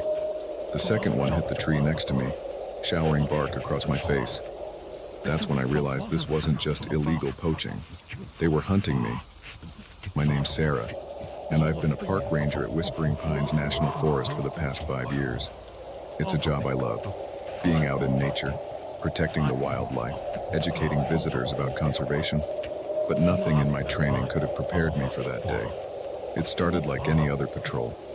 I was checking the northern sector, an area we'd been monitoring due to reports of possible poaching activity. The forest was quiet that morning, the air crisp with the first hint of autumn. I remember thinking how beautiful the sunlight looked filtering through the changing leaves. As I hiked deeper into the woods, I started noticing signs that something was off. Broken branches, disturbed undergrowth, marks that didn't fit with the usual animal tracks. My instincts were screaming that something was wrong, but I pushed on. It was my job to investigate, after all. Then I saw it, a flash of metal in the underbrush. I approached cautiously, my heart racing. As I pushed aside the ferns, I uncovered a trap. Not just any trap, but a heavy-duty, illegal snare designed to catch large game. This was serious.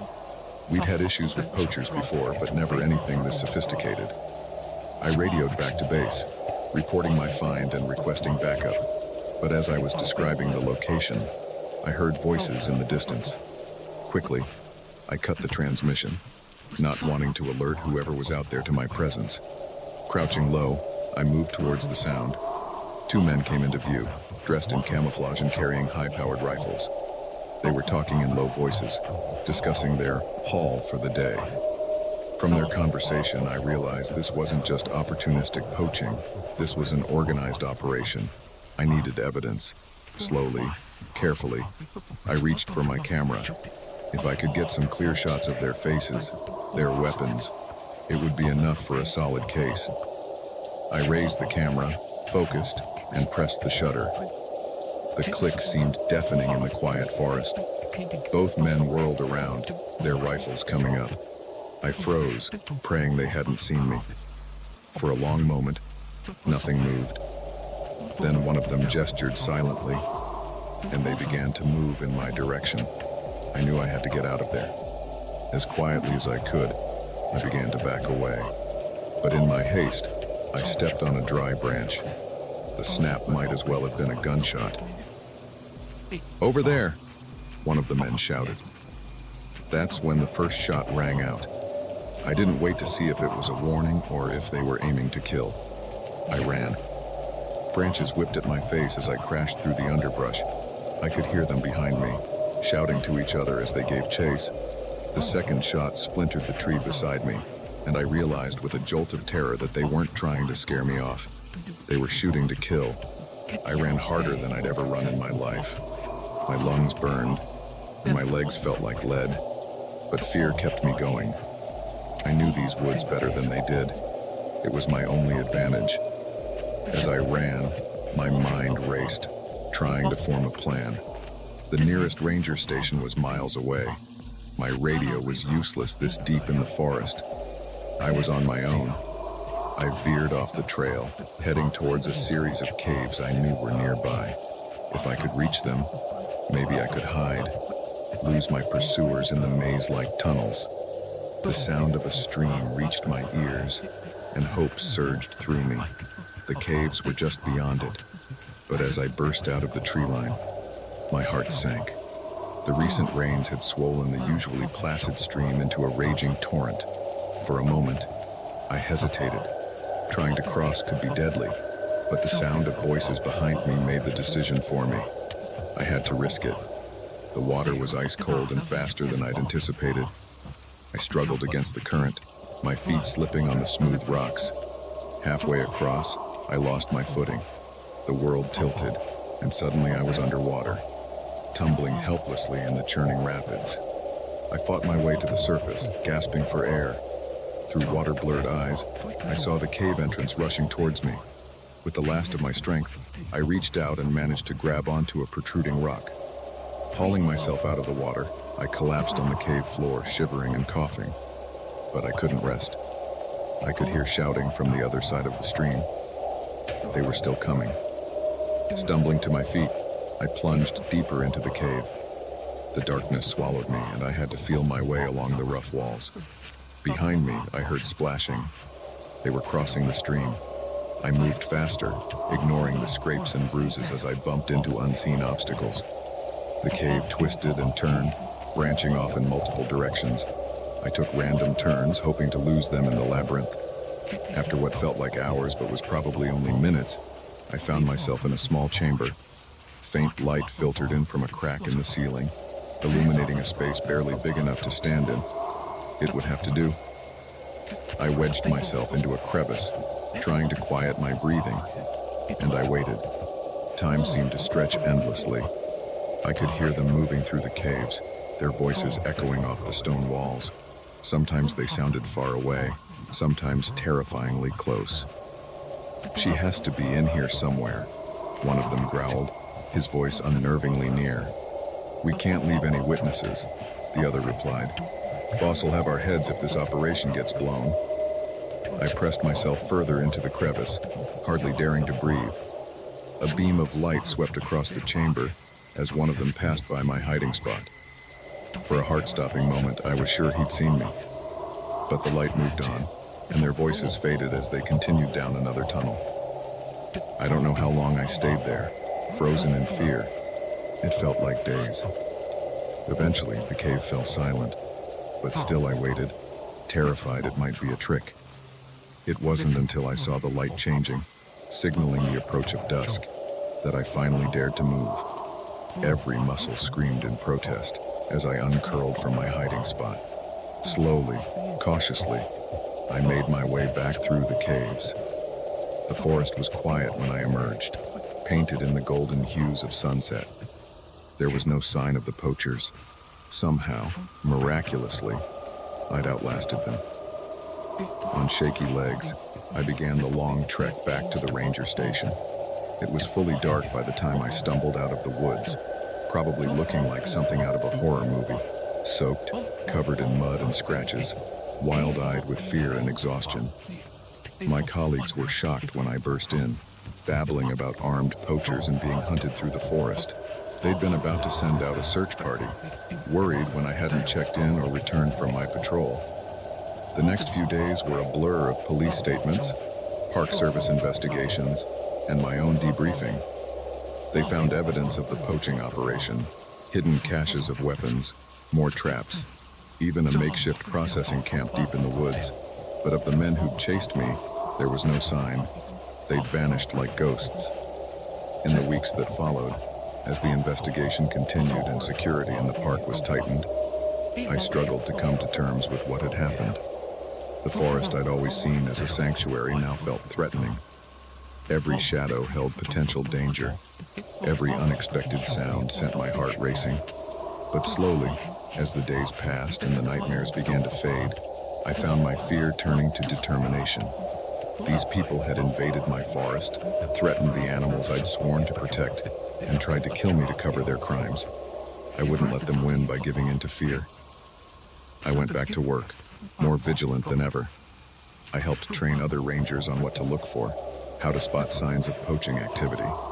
We implemented new safety protocols and improved our communication systems. Sometimes, when I'm out on patrol, I'll catch myself scanning the trees, half expecting to see those camouflaged figures emerging from the underbrush. The sound of a twig snapping can still send my heart racing. But then I'll see a deer grazing peacefully in a meadow, or watch a family of otters playing in the stream, and I'll remember why I do this job. The forest is still my home, still my responsibility, and no matter what dangers might be lurking out there, I'll keep protecting it, because that's what being a ranger means. We stand as guardians between the wilderness and those who would exploit it, no matter the personal cost. So if you're ever hiking through Whispering Pines and you see a ranger watching the trees with an unusually keen eye, that might be me. I'm not just looking for lost hikers or rule breakers anymore.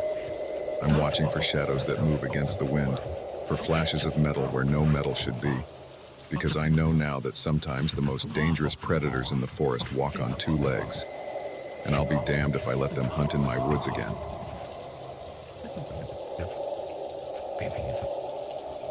The engine of my rig had barely stopped rumbling when I saw them. 3 men emerging from the shadows, their eyes glinting with malice in the harsh glare of my headlights. In that moment, I knew this wasn't going to be an ordinary pit stop. The supposedly abandoned rest area had just become a trap, and I was caught right in the middle of it. My name's Jake, and I've been driving long-haul trucks for the better part of 2 decades. I've seen my fair share of strange things on the road, but nothing could have prepared me for that night. It had been a long haul, carrying electronics from Chicago to Los Angeles. I was about halfway through Nevada, the endless desert stretching out on either side of the highway, when fatigue started to set in. The white lines on the road were beginning to blur, and I knew I needed to stop soon or risk falling asleep at the wheel. That's when I saw the sign for the rest area. It wasn't on my usual route, and something about it tickled the back of my mind, like I should have remembered something important, but exhaustion clouded my judgment, and the promise of a quick nap was too tempting to resist. The rest area looked abandoned when I pulled in, which wasn't unusual for this time of night in such a remote location. The parking lot was empty save for a beat-up pickup truck in the far corner.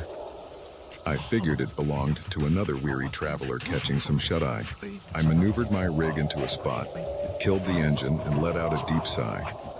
The sudden silence was almost deafening after hours of road noise. I was just about to climb into the sleeper cab when movement caught my eye. 3 men were approaching my truck, fanning out as they came. They moved with purpose, their stance suggesting this wasn't a friendly late-night chat.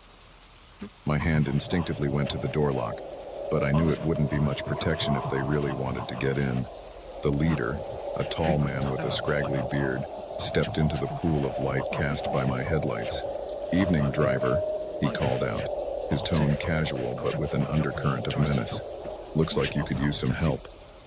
I forced a smile, trying to keep my voice steady. "Thanks, but I'm all good, just stopping for a quick rest." The man's smile didn't reach his eyes. "Oh, I insist. It's dangerous out here all alone. Why don't you come on out and join us?" My mind raced. I was trapped in the cab, outnumbered and potentially outgunned. I couldn't drive off without risking running them over, which could land me in a world of legal trouble even if I managed to get away. I needed to buy time to figure out a way out of this mess. "Look, fellas," I said, "I appreciate the offer, but I'm on a tight schedule. How about I just head on my way and we forget this ever happened?" The leader's fake friendliness dropped away. "That's not how this works, driver. You've got 2 choices. Come out nice and easy, or we come in and get you. Trust me, you don't want the second option." I glanced at my phone, but as I expected, there was no signal. We were miles from anywhere, and no one knew I had stopped here. Help wasn't coming. Stalling for time, I asked, "What do you want from me?" The man to the left, a wiry guy with tattoos snaking up his neck, laughed. "What do we want? We want everything, old man. That rig of yours is carrying some pretty valuable cargo, isn't it?" So that was it. They were hijackers, probably working with inside information. How else would they know what I was carrying? "Listen," I said, my mind working furiously. "That cargo is insured. The company won't lose anything if you take it. But if you let me go, I won't report this. You can take the truck and everything in it, and I'll hitch a ride to the next town. No one needs to get hurt here." The leader seemed to consider this for a moment. Then he shook his head. "Nice try, but we can't take that risk. You've seen our faces.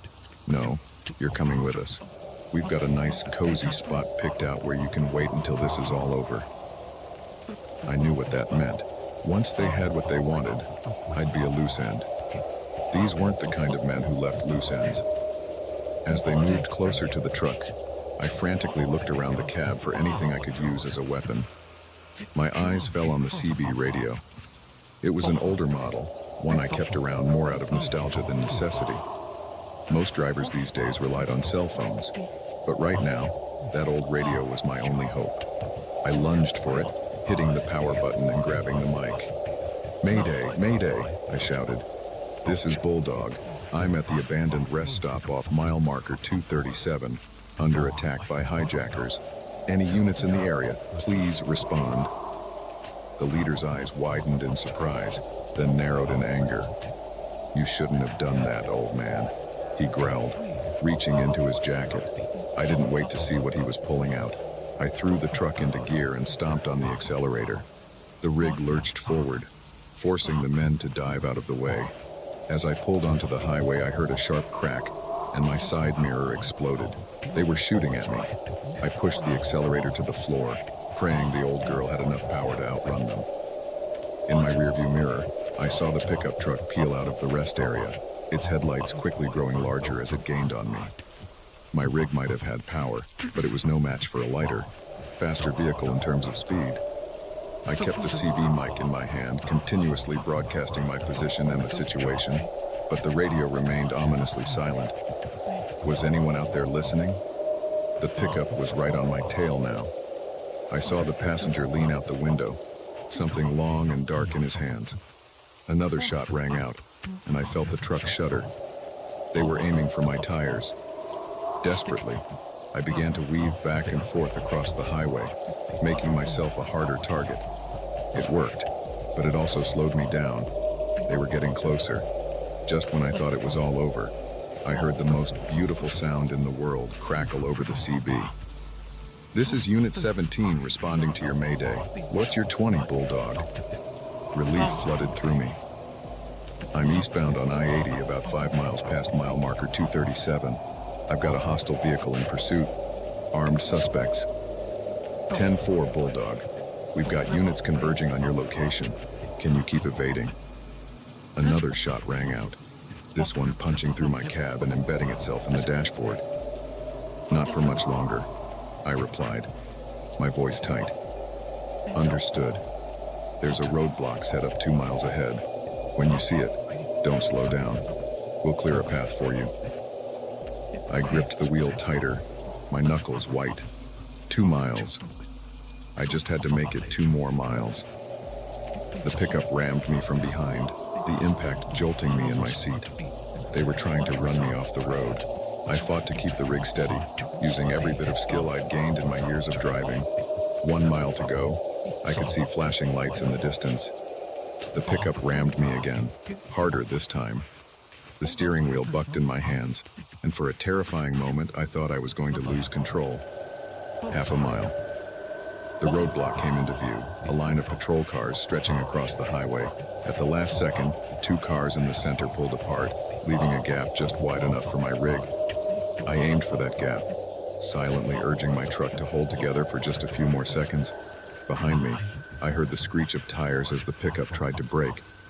I blew through the gap in the roadblock at full speed, the rush of air as I passed rocking the patrol cars. In my mirror, I saw the pickup skid to a stop, immediately surrounded by officers with weapons drawn. It was over. I'd made it.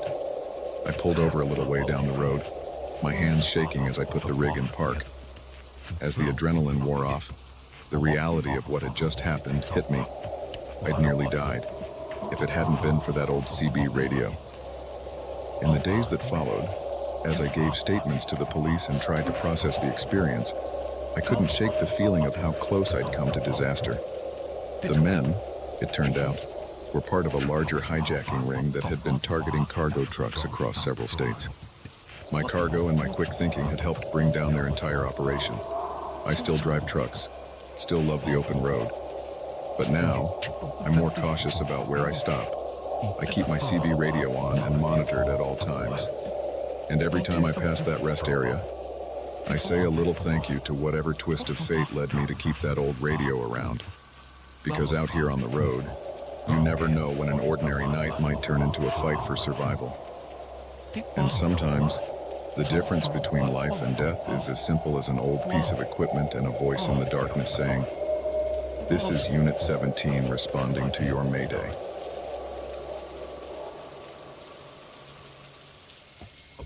The rusted Ferris wheel creaked in the midnight breeze, a silent sentinel to the horror unfolding beneath it.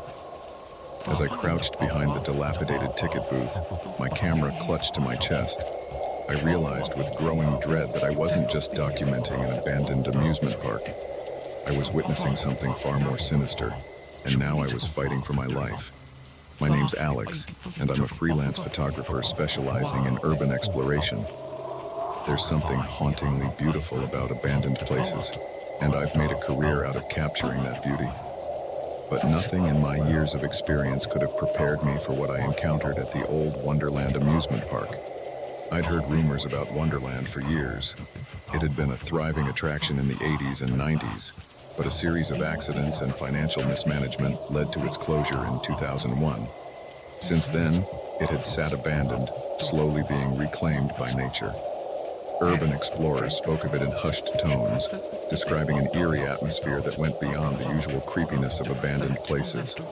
Naturally, I had to see it for myself. I arrived just as the sun was setting, the fading light casting long shadows across the overgrown parking lot. The entrance gate hung askew, its once cheerful "Welcome to Wonderland" sign now faded and peeling. As I slipped through the gap, camera at the ready, I felt a shiver run down my spine. There was something off about this place, beyond the usual decay of an abandoned park. The first few hours were uneventful, if unsettling. I made my way through the park, documenting the rusted rides and crumbling buildings. The silence was oppressive, broken only by the occasional creak of metal or scurrying of some small animal. Every so often, I'd catch a movement out of the corner of my eye, only to turn and find nothing there. It was nearing midnight when I reached the heart of the park. The Ferris wheel loomed above me, a skeletal giant against the star-filled sky. I was setting up a shot when I heard it, voices carried on the night air. At first, I thought it might be other explorers. But as I listened, I realized these voices didn't sound like excited adventurers. They were low, urgent, almost angry. Curiosity got the better of me. I packed up my gear and moved towards the sound, using the decrepit structures for cover. As I got closer, I could make out what they were saying. "Shipment's late. Boss ain't gonna be happy." "Relax. It'll be here. Cops don't patrol this area anymore. It's perfect." I froze. This wasn't just some late-night trespassers. Whatever was happening here, it was illegal. I should have left right then, should have snuck back to my car and driven straight to the police station, but the journalist in me couldn't resist. If there was a story here, I wanted to be the one to break it. Carefully, I made my way closer, my camera ready. I peered around the corner of an old concession stand, and what I saw made my blood run cold.